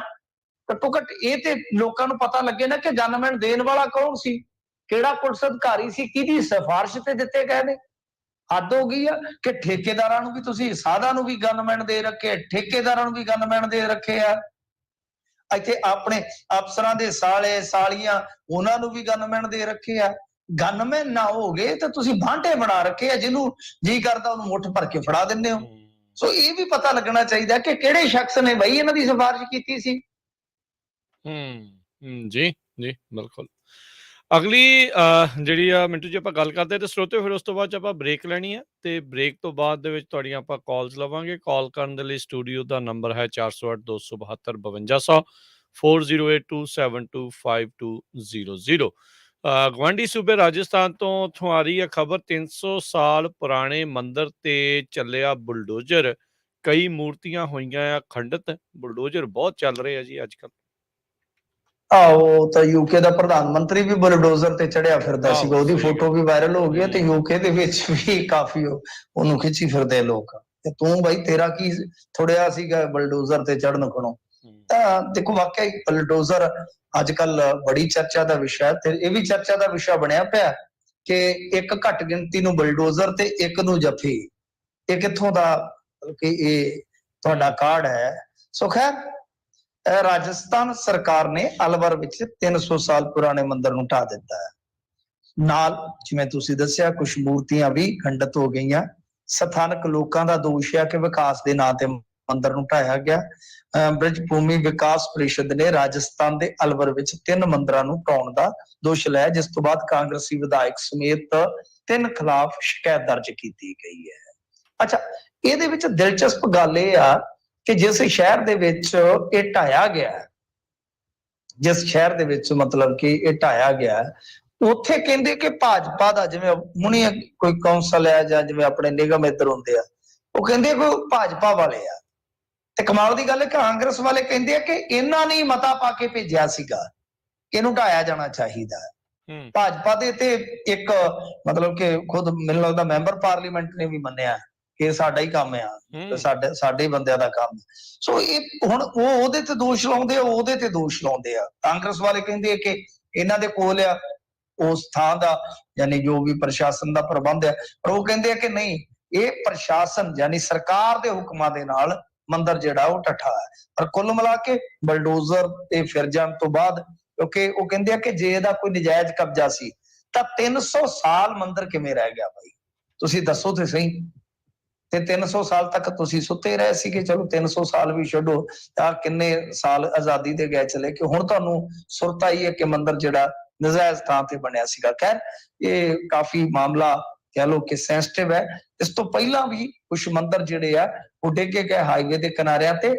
ਹਮੇਸ਼ਾ ਇਹਦੇ ਖਿਲਾਫ ਆਵਾਜ਼ ਤੇ ਉੱਠਦੀ ਹੈ, ਪਰ ਇੰਨੀ ਮੁਖਰ ਆਵਾਜ਼ ਨਹੀਂ ਉੱਠਦੀ, ਇੰਨੀ ਬੇਬਾਕ ਆਵਾਜ਼ ਨਹੀਂ ਉੱਠਦੀ ਜਿੰਨੀ ਉੱਠਣੀ ਚਾਹੀਦੀ ਹੈ, ਕਿਉਂਕਿ ਭਾਜਪਾ ਨਾਲ ਮਸਲਾ ਜੁੜਦਾ ਹੁੰਦਾ। ਕਈ ਭਾਜਪਾ ਦੀਆਂ ਸਟੇਟਾਂ 'ਚ ਇਸ ਤਰ੍ਹਾਂ ਹੋਇਆ ਵਾ, ਤਾਂ ਉੱਥੇ ਫਿਰ ਲੋਕ ਜਿਹੜੇ ਬਹਿ ਜਾਂਦੇ ਆ। ਲੋਕ ਵੀ ਤਾਂ ਤੁਹਾਨੂੰ ਪਤਾ ਨਾ ਭਾਵਨਾਵਾਂ ਨੂੰ ਉਸ ਹਿਸਾਬ ਨਾਲ ਹੀ ਚਲਾਉਂਦੇ ਆ ਜੀ ਕਿ ਗਾਂ ਸਰਕਾਰ ਕਿਸ ਦੀ ਹੈ। ਪਰ ਜੋ ਵੀ ਹੈ, ਰਾਜਸਥਾਨ ਦੇ ਵਿੱਚ ਕਿਉਂਕਿ ਕਾਂਗਰਸ ਸਰਕਾਰ ਹੈ, ਉੱਥੇ ਹੁਣ ਜ਼ਬਰਦਸਤ ਕਹਿ ਲਓ ਖਿੱਚਤਾਨ ਬਣ ਗਈ। ਭਾਜਪਾ ਦੇ ਅਮਿਤ ਮਾਲਵੀਆ ਜਿਹੜੇ ਇਹਦਾ ਦੇ ਆਈਟੀ ਹੈਡ, ਉਹਨਾਂ ਨੇ ਟਵਿੱਟਰ ਤੇ ਲਿਖਿਆ ਕਿ ਰਾਜਸਥਾਨ ਦੇ ਅਲਵਰ 'ਚ ਵਿਕਾਸ ਦੇ ਨਾਂ ਤੇ 300 ਸਾਲ ਪੁਰਾਣੇ ਸ਼ਿਵ ਮੰਦਿਰ ਨੂੰ ਢਾਇਆ ਗਿਆ। ਕਰੌਲੀ ਅਤੇ ਜਹਾਂਗੀਰਪੁਰੀ 'ਚ ਹੰਝੂ ਵਹਾਉਣਾ ਤੇ ਹਿੰਦੂਆਂ ਦੀ ਆਸਥਾ ਨੂੰ ਠੇਸ ਪਹੁੰਚਾਉਣਾ, ਇਹ ਕਾਂਗਰਸ ਦੀ ਧਰਮ ਨਿਰਪੇਖਤਾ ਹੈ।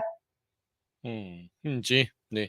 ਤੇ ਮਿੰਟੂ ਜੀ, ਆਪਾਂ ਇੱਥੇ ਇੱਕ ਬ੍ਰੇਕ ਲੈਂਦੇ ਹਾਂ ਜੀ। ਬ੍ਰੇਕ ਤੋਂ ਬਾਅਦ ਸਰੋਤਿਓ ਅਸੀਂ ਮੁੜ ਵਾਪਸ ਹਾਜ਼ਰ ਹੁੰਦੇ ਹਾਂ ਤੇ ਤੁਸੀਂ ਸਵਾਲ ਜਵਾਬ ਕਰ ਸਕਦੇ ਹੋ, ਸਵਾਲ ਕਰ ਸਕਦੇ ਹੋ। ਕਾਲ ਕਰਨ ਦੇ ਲਈ ਨੰਬਰ ਰਹੇਗਾ 408 272 5200 4082725200। ਮਿਲਦੇ ਹਾਂ ਇੱਕ ਬ੍ਰੇਕ ਤੋਂ ਬਾਅਦ 'ਚ।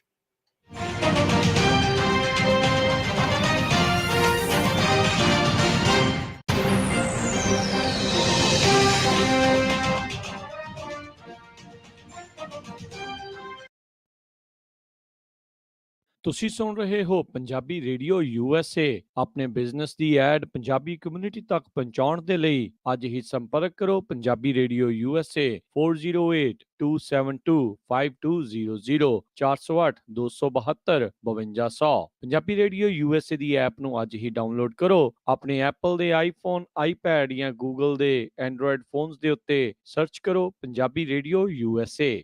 ਲਾਈਫ ਇੰਸ਼ੋਰੈਂਸ ਪਰਿਵਾਰ ਪ੍ਰਤੀ ਜ਼ਿੰਮੇਵਾਰੀ ਦਾ ਅਹਿਸਾਸ। ਆਪਣੇ ਜਾਣ ਪਿੱਛੋਂ ਪਰਿਵਾਰ ਨੂੰ ਆਰਥਿਕ ਤੌਰ ਤੇ ਮਜ਼ਬੂਤ ਛੱਡ ਕੇ ਜਾਓ। ਬੱਚਿਆਂ ਦੀ ਪੜ੍ਹਾਈ ਦੇ ਖਰਚੇ, ਮਾਰਗੇਜ ਦੇ ਫਿਕਰ ਤੋਂ ਆਪਣੇ ਪਰਿਵਾਰ ਨੂੰ ਬਚਾਉਣ ਲਈ ਅੱਜ ਹੀ ਆਪਣੀ ਲਾਈਫ ਇੰਸ਼ੋਰੈਂਸ ਕਰਵਾਓ। ਖਾਲਸਾ ਇੰਸ਼ੋਰੈਂਸ ਏਜੰਸੀ ਵਾਲੇ ਤੁਹਾਨੂੰ ਸੇਮ ਡੇ ਵਿਦਆਊਟ ਮੈਡੀਕਲ ਤੁਹਾਡੀਆਂ ਜ਼ਰੂਰਤਾਂ ਦੇ ਅਨੁਸਾਰ ਵਧੀਆ ਲਾਈਫ ਇੰਸ਼ੋਰੈਂਸ ਪਾਲਿਸੀ ਲੈ ਕੇ ਦੇਣਗੇ। ਫ੍ਰੀ ਕੋਟ ਦੇ ਲਈ ਹੋਰ ਜਾਣਕਾਰੀ ਦੇ ਲਈ ਅੱਜ ਹੀ ਕਾਲ ਕਰੋ ਖਾਲਸਾ ਇੰਸ਼ੋਰੈਂਸ ਏਜੰਸੀ 4082722500 408 272 2500। ਸ਼ਰਤਾਂ ਲਾਗੂ। California licence number 0F89805। ਕਰਜ਼ਾ ਬਿਜ਼ਨਸ ਵੇਚਣਾ ਹੋਵੇ ਜਾਂ ਵੱਡਾ ਘਰ ਵੇਖਣਾ ਹੋਵੇ, ਲੋਨ ਲੈਣ ਲਈ ਚੇਤੇ ਰੱਖੋ you are approved. Zander mortgage, Zander mortgage, Zander mortgage, oh Zander mortgage. ਜੇ ਤੁਸੀਂ ਆਪਣਾ ਘਰ ਜਾਂ ਬਿਜ਼ਨਸ ਵੇਚਣ ਤੇ ਖਰੀਦਣ ਦੇ ਨਾਲ-ਨਾਲ ਘਰ ਜਾਂ ਬਿਜ਼ਨਸ ਦਾ ਲੋਨ ਕਰਵਾਉਣਾ ਚਾਹੁੰਦੇ ਹੋ ਤਾਂ ਅੱਜ ਹੀ ਕਾਲ ਕਰੋ ਜ਼ੈਂਡਰ ਮੋਰਗੇਜ ਤੇ ਜ਼ੈਂਡਰ ਰੀਅਲ ਸਟੇਟ ਦੇ ਆਫਿਸ ਵਿੱਚ, ਜਿੱਥੇ ਇੱਕ ਹੀ ਛੱਤ ਹੇਠਾਂ ਤੁਹਾਨੂੰ ਮਿਲੇਗੀ ਰੀਅਲ ਸਟੇਟ ਨਾਲ ਜੁੜੀ ਹਰ ਸਰਵਿਸ। ਹਮੇਸ਼ਾ ਯਾਦ ਰੱਖੋ ਭਰੋਸੇਯੋਗ ਨਾਮ ਮੋਹਨ ਸਿੰਘ ਚੀਮਾ, ਜੋ ਕਰਨਗੇ ਤੁਹਾਡੇ ਸੁਪਨਿਆਂ ਦੇ ਘਰ ਦੇ ਸੁਪਨੇ ਨੂੰ ਸਾਕਾਰ। ਉਹਨਾਂ ਦਾ ਨੰਬਰ ਹੈ 559-825-5555, NMLS ID 698952, DRE number 020677197. All loans are subject to credit and underwriting approval. Zander mortgage, oh Zander mortgage. ਤੁਸੀਂ ਸੁਣ ਰਹੇ ਹੋ Punjabi radio USA KWRU Fresno 1300 AM, KLHC Bakersfield 1350 AM, KOBO Yuba City 1450 AM, KIIT Sacramento 1470 AM, KCVR Lodi Stockton 1570 AM। ਕਰਜ਼ਾ business ਵੇਚਣਾ ਹੋਵੇ ਜਾਂ ਵੱਡਾ ਘਰ ਵੇਖਣਾ ਹੋਵੇ, ਲੋਨ ਲੈਣ ਲਈ ਚੇਤੇ ਰੱਖੋ you are approved. Zander mortgage, Zander mortgage, Zander mortgage, oh Zander mortgage. ਜੇ ਤੁਸੀਂ ਆਪਣਾ ਘਰ ਜਾਂ ਬਿਜ਼ਨਸ ਵੇਚਣ ਤੇ ਖਰੀਦਣ ਦੇ ਨਾਲ-ਨਾਲ ਘਰ ਜਾਂ ਬਿਜ਼ਨਸ ਦਾ ਲੋਨ ਕਰਵਾਉਣਾ ਚਾਹੁੰਦੇ ਹੋ ਤਾਂ ਅੱਜ ਹੀ ਕਾਲ ਕਰੋ ਜ਼ੈਂਡਰ ਮੋਰਗੇਜ ਤੇ ਜ਼ੈਂਡਰ ਰੀਅਲ ਸਟੇਟ ਦੇ ਆਫਿਸ ਵਿੱਚ, ਜਿੱਥੇ ਇੱਕ ਹੀ ਛੱਤ ਹੇਠਾਂ ਤੁਹਾਨੂੰ ਮਿਲੇਗੀ ਰੀਅਲ ਸਟੇਟ ਨਾਲ ਜੁੜੀ ਹਰ ਸਰਵਿਸ। ਹਮੇਸ਼ਾ ਯਾਦ ਰੱਖੋ ਭਰੋਸੇਯੋਗ ਨਾਮ ਮੋਹਨ ਸਿੰਘ ਚੀਮਾ, ਜੋ ਕਰਨਗੇ ਤੁਹਾਡੇ ਸੁਪਨਿਆਂ ਦੇ ਘਰ ਦੇ ਸੁਪਨੇ ਨੂੰ ਸਾਕਾਰ। ਉਹਨਾਂ ਦਾ ਨੰਬਰ ਹੈ 559-825-5555, NMLS ID 698952, DRE number 020677197. All loans are subject to credit and underwriting approval. Zander mortgage, oh Zander mortgage.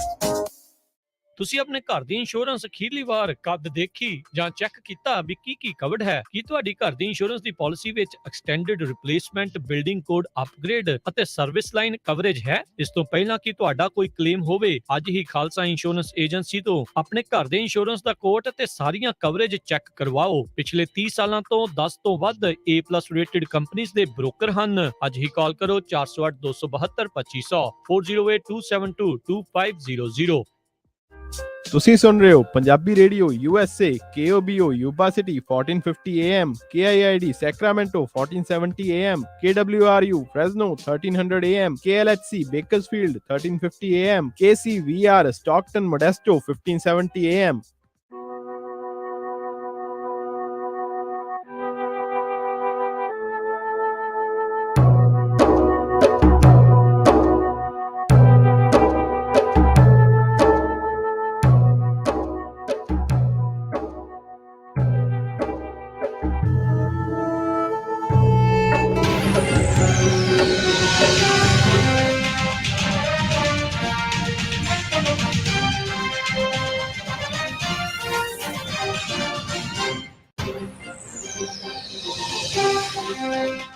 Punjabi radio USA ਸੁਣ ਰਹੇ ਸਾਰੇ ਸਰੋਤਿਆਂ ਨੂੰ ਇੱਕ ਵਾਰੀ ਫੇਰ ਨਿੱਘੀ ਜੀ ਆਇਆਂ ਨੂੰ। ਸਭ ਦਾ ਸਵਾਗਤ ਹੈ। ਸੋ ਤੇ ਪ੍ਰੋਗਰਾਮ ਚੱਲ ਰਿਹਾ ਜੀ ਇਸ ਟਾਈਮ ਮਿੰਟੂ ਗੁਰੂਸਰੀਆ ਜੀ ਦੇ ਨਾਲ ਖਬਰ ਤੇ ਨਜ਼ਰ। ਮਿੰਟੂ ਜੀ ਆਇਆਂ ਨੂੰ ਇੱਕ ਵਾਰੀ ਫੇਰ ਸਵਾਗਤ ਹੈ ਜੀ। ਸ਼ੁਕਰੀਆ ਜੀ। ਜੀ ਤੇ ਸਰੋਤਿਓ ਤੁਸੀਂ ਵੀ ਹੁਣ ਕਾਲ ਕਰ ਸਕਦੇ ਹੋ। ਸਟੂਡੀਓ ਦੇ ਵਿੱਚ ਫੋਨ ਨੰਬਰ ਹੈ 408 272 5200 4082725200 ਦੇ ਉੱਤੇ। ਤੇ ਆਓ ਵਾਰੀ ਸਿਰ ਆਪਣੇ ਸਰੋਤਿਆਂ ਨਾਲ ਕਰਦੇ ਹਾਂ ਜੀ ਗੱਲਬਾਤ। ਆਪਣੇ ਨਾਲ ਜੁੜ ਚੁੱਕੇ ਨੇ ਹਰਜਿੰਦਰ ਜੀ। ਸਤਿ ਸ਼੍ਰੀ ਅਕਾਲ। ਹਾਂਜੀ ਸਾਰਿਆਂ ਨੂੰ ਵੀਰ ਜੀ ਸਤਿ ਸ਼੍ਰੀ ਅਕਾਲ। ਮਿੰਟੂ ਜੀ ਨੂੰ ਸਤਿ ਸ਼੍ਰੀ ਅਕਾਲ। ਮਿੰਟੂ ਜੀ ਮੇਰਾ ਇਹ ਕੁਐਸਚਨ ਹੈ ਕਿ ਪੰਜਾਬ ਦੀ ਬਰਬਾਦੀ ਵਿੱਚ ਬਿਊਰੋਕ੍ਰੇਸੀ ਦਾ ਤੇ ਬਾਬੂ ਤਬਕੇ ਦਾ ਬਹੁਤ ਵੱਡਾ ਹੱਥ ਹੈ ਤੇ ਉਸ ਕੰਮ ਕਰਦੇ ਨਹੀਂ ਹੈ ਤੇ ਉਹਨਾਂ ਦੀ ਐਨੂਅਲ ਪ੍ਰਮੋਸ਼ਨ ਹੋ ਜਾਂਦੀ ਹੈ, TADA ਲਾਟ ਹੋ ਜਾਂਦੇ, ਸਭ ਕੁਝ ਹੋ ਜਾਂਦੇ ਆ। ਕੀ ਕੋਈ ਇਹੋ ਜਿਹੀ ਰੂਲ ਬੁੱਕ ਚੇਂਜ ਹੋ ਸਕਦੀ ਹੈ, EMPLOYEES ਰੂਲ ਬੁੱਕ, ਕਿ ਜਿਹਦੇ ਚ ਉਹਨਾਂ ਤੇ ਚੈੱਕ ਪੋਸਟ ਲਗਾਇਆ ਜਾਵੇ ਵੀ ਇਹਨਾਂ ਦੀ ਪਰਫਾਰਮੈਂਸ ਤੇ ਹੀ ਇਹਨਾਂ ਦੀ ਤਰੱਕੀ ਹੋਏਗੀ ਤੇ ਬਾਕੀ ਜਿਹੜੇ ਕਰਪਟ ਆ ਉਹਨਾਂ ਨੂੰ ਘਰ ਭੇਜ ਦਿੱਤਾ ਜਾਵੇ ਕੰਪਲਸਰੀ ਰਿਟਾਇਰਮੈਂਟ ਤੇ? ਮੈਂ ਰੂਲ ਬੁੱਕ ਦੇ ਬਾਰੇ ਪੁੱਛਣਾ, ਕੋਈ ਇਹੋ ਜਿਹਾ ਪ੍ਰੋਵੀਜ਼ਨ ਹੁੰਦਾ ਪੰਜਾਬ ਸਟੇਟ ਗਵਰਨਮੈਂਟ ਕੋਲ ਜਾਂ ਸਟੇਟ ਗਵਰਨਮੈਂਟ ਕੋਲ ਜੀ?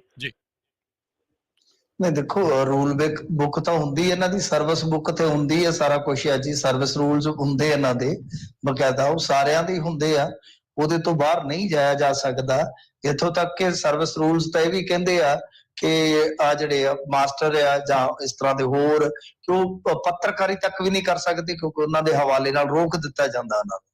ਰੂਲਸ ਤਾਂ ਹੁੰਦੇ ਆ, ਜੇ ਨਹੀਂ ਵੀ ਹੈ ਤਾਂ ਮੌਕੇ ਦੇ ਮੁਤਾਬਕ ਬਣਾਏ ਜਾ ਸਕਦੇ। ਜੇ ਸੰਵਿਧਾਨ ਦੇ ਵਿੱਚ ਇੰਨੀਆਂ ਅਮੈਂਡਮੈਂਟਸ ਕੀਤੀਆਂ ਜਾ ਸਕਦੀਆਂ, ਤਾਂ ਜੇ ਅੱਜ ਦੇ ਸਮੇਂ ਕੋਈ ਦਰਕਾਰ ਆ, ਲੱਗਦਾ ਕਿ ਭਾਈ ਇਸ ਤਰ੍ਹਾਂ ਦਾ ਕਰਨਾ ਚਾਹੀਦਾ ਪ੍ਰਬੰਧ, ਤੇ ਕਰ ਲੈਣਾ ਚਾਹੀਦਾ। ਕੀ ਫਰਕ ਪੈਂਦਾ?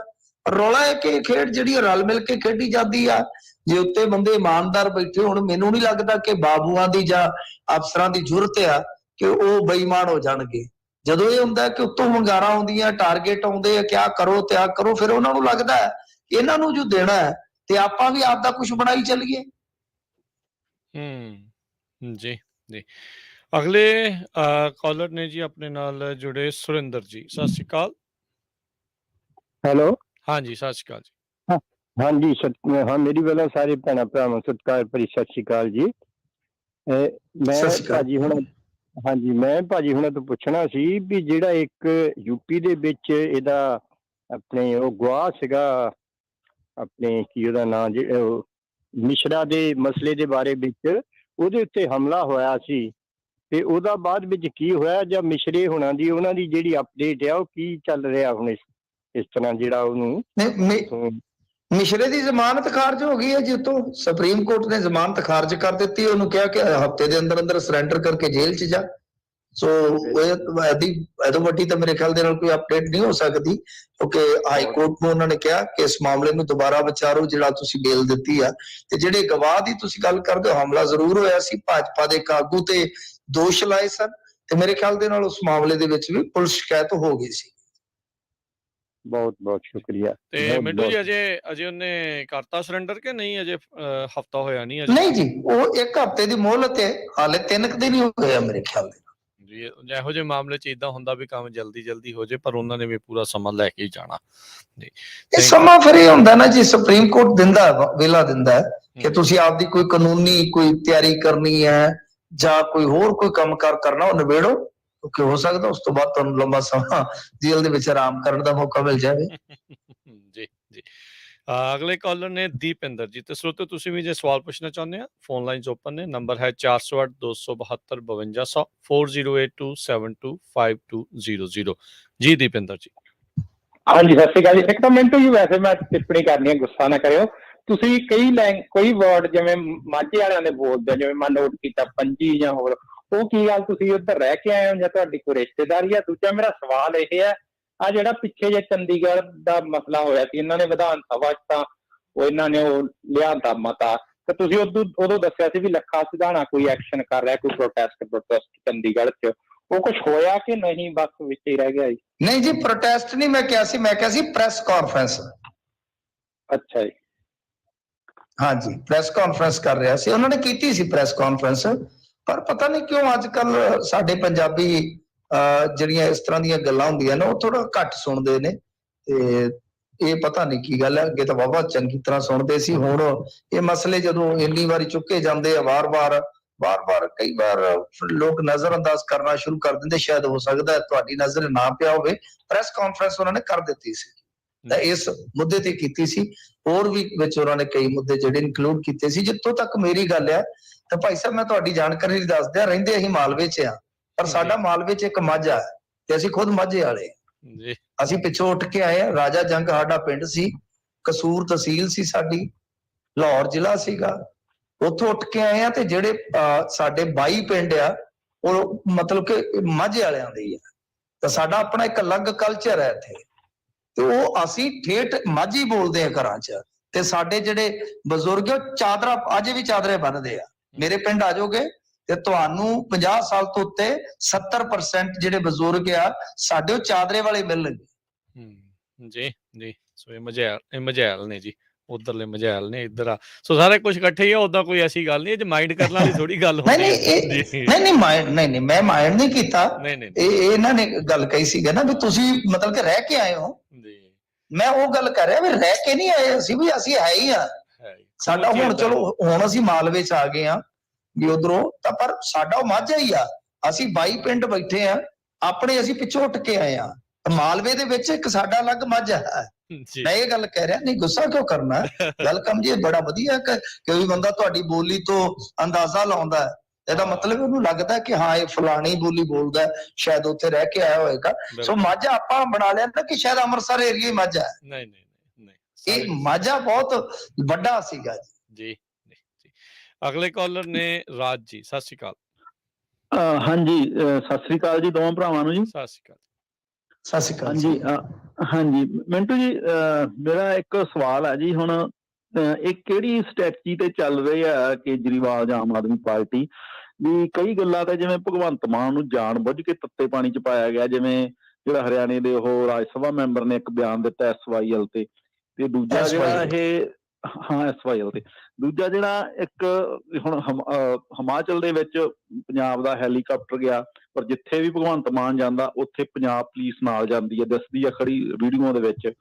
ਤੇ ਉਹ ਹੁਣ ਖਰਚਾ ਸਾਰਾ ਪੰਜਾਬ ਨੂੰ। ਤੇ ਇੱਕ ਹੋਰ ਗੱਲ ਸੁਣੀ ਆ ਵੀ ਵੱਡੇ ਵੱਡੇ ਹੋਲਡਿੰਗ ਲੱਗੇ ਆ, ਕਹਿੰਦੇ ਵੀ ਕਰਨਾਟਕ ਦੇ ਵਿੱਚ ਭਗਵੰਤ ਮਾਨ ਦੀ ਐਡਵਰਟਾਈਜ਼ ਤੇ ਉਹ ਲੋਕ ਕਹਿੰਦੇ ਵੀ ਉਹ ਪੰਜਾਬ ਸਰਕਾਰ ਦਾ ਹੀ ਖਰਚਾ ਹੈ ਜਾਂ ਪੰਜਾਬ ਦਾ ਹੀ ਖਰਚਾ ਹੈ।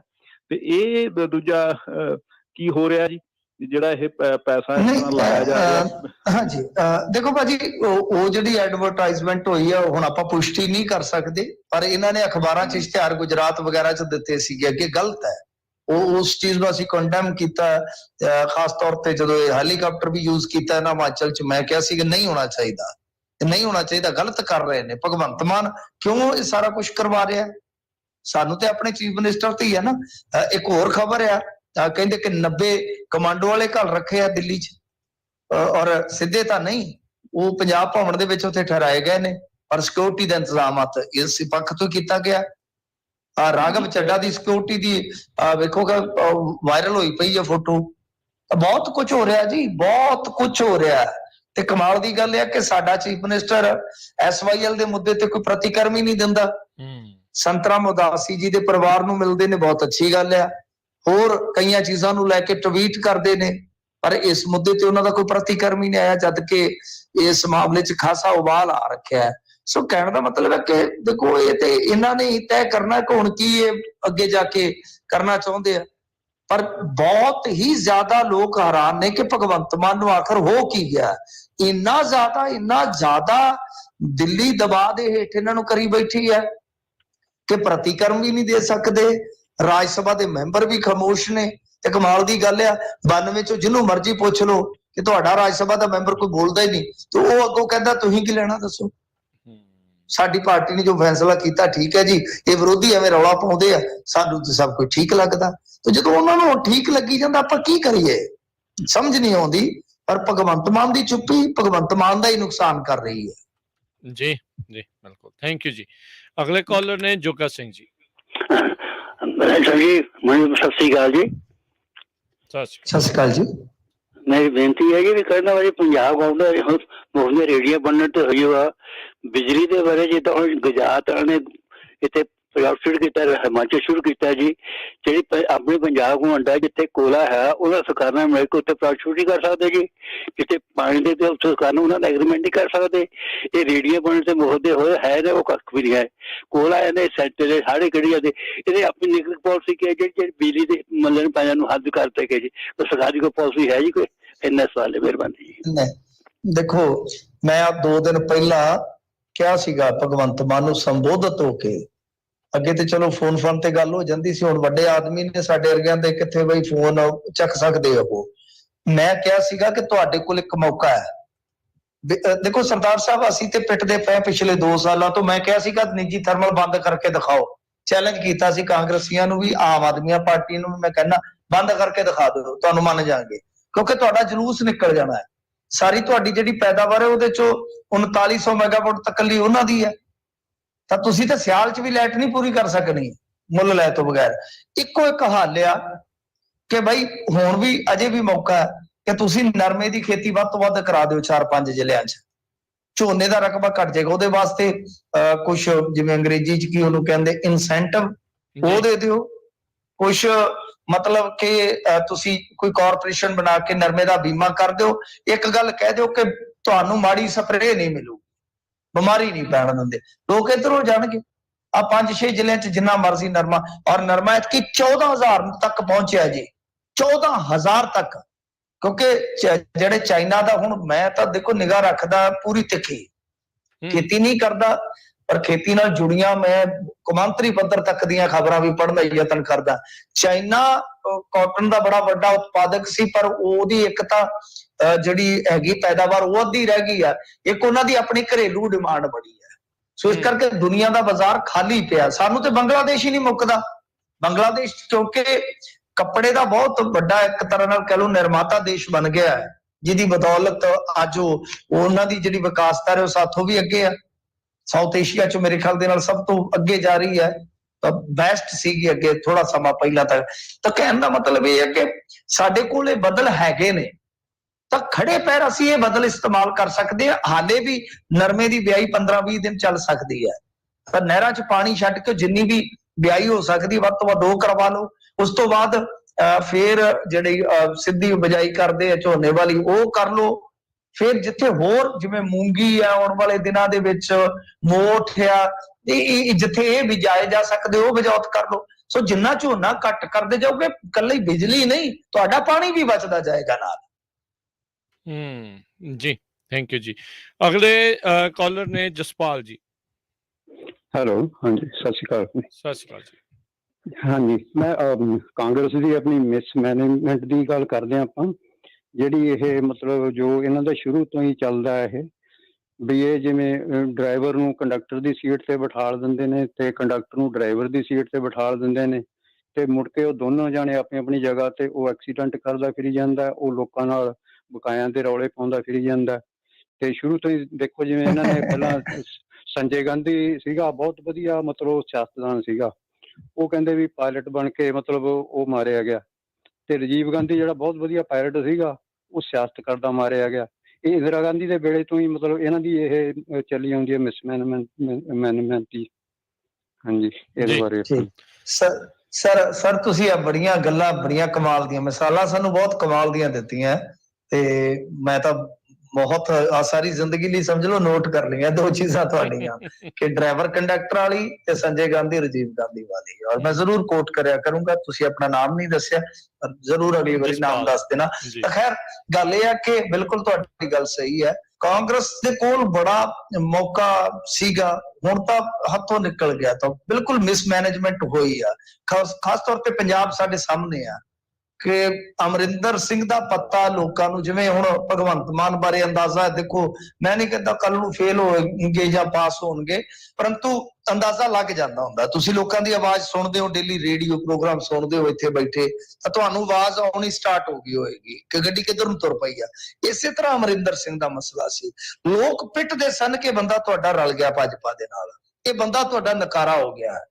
ਇਹਨਾਂ ਨੇ 4 ਸਾਲ ਕਿਸੇ ਦੀ ਗੱਲ ਹੀ ਨਹੀਂ ਸੁਣੀ।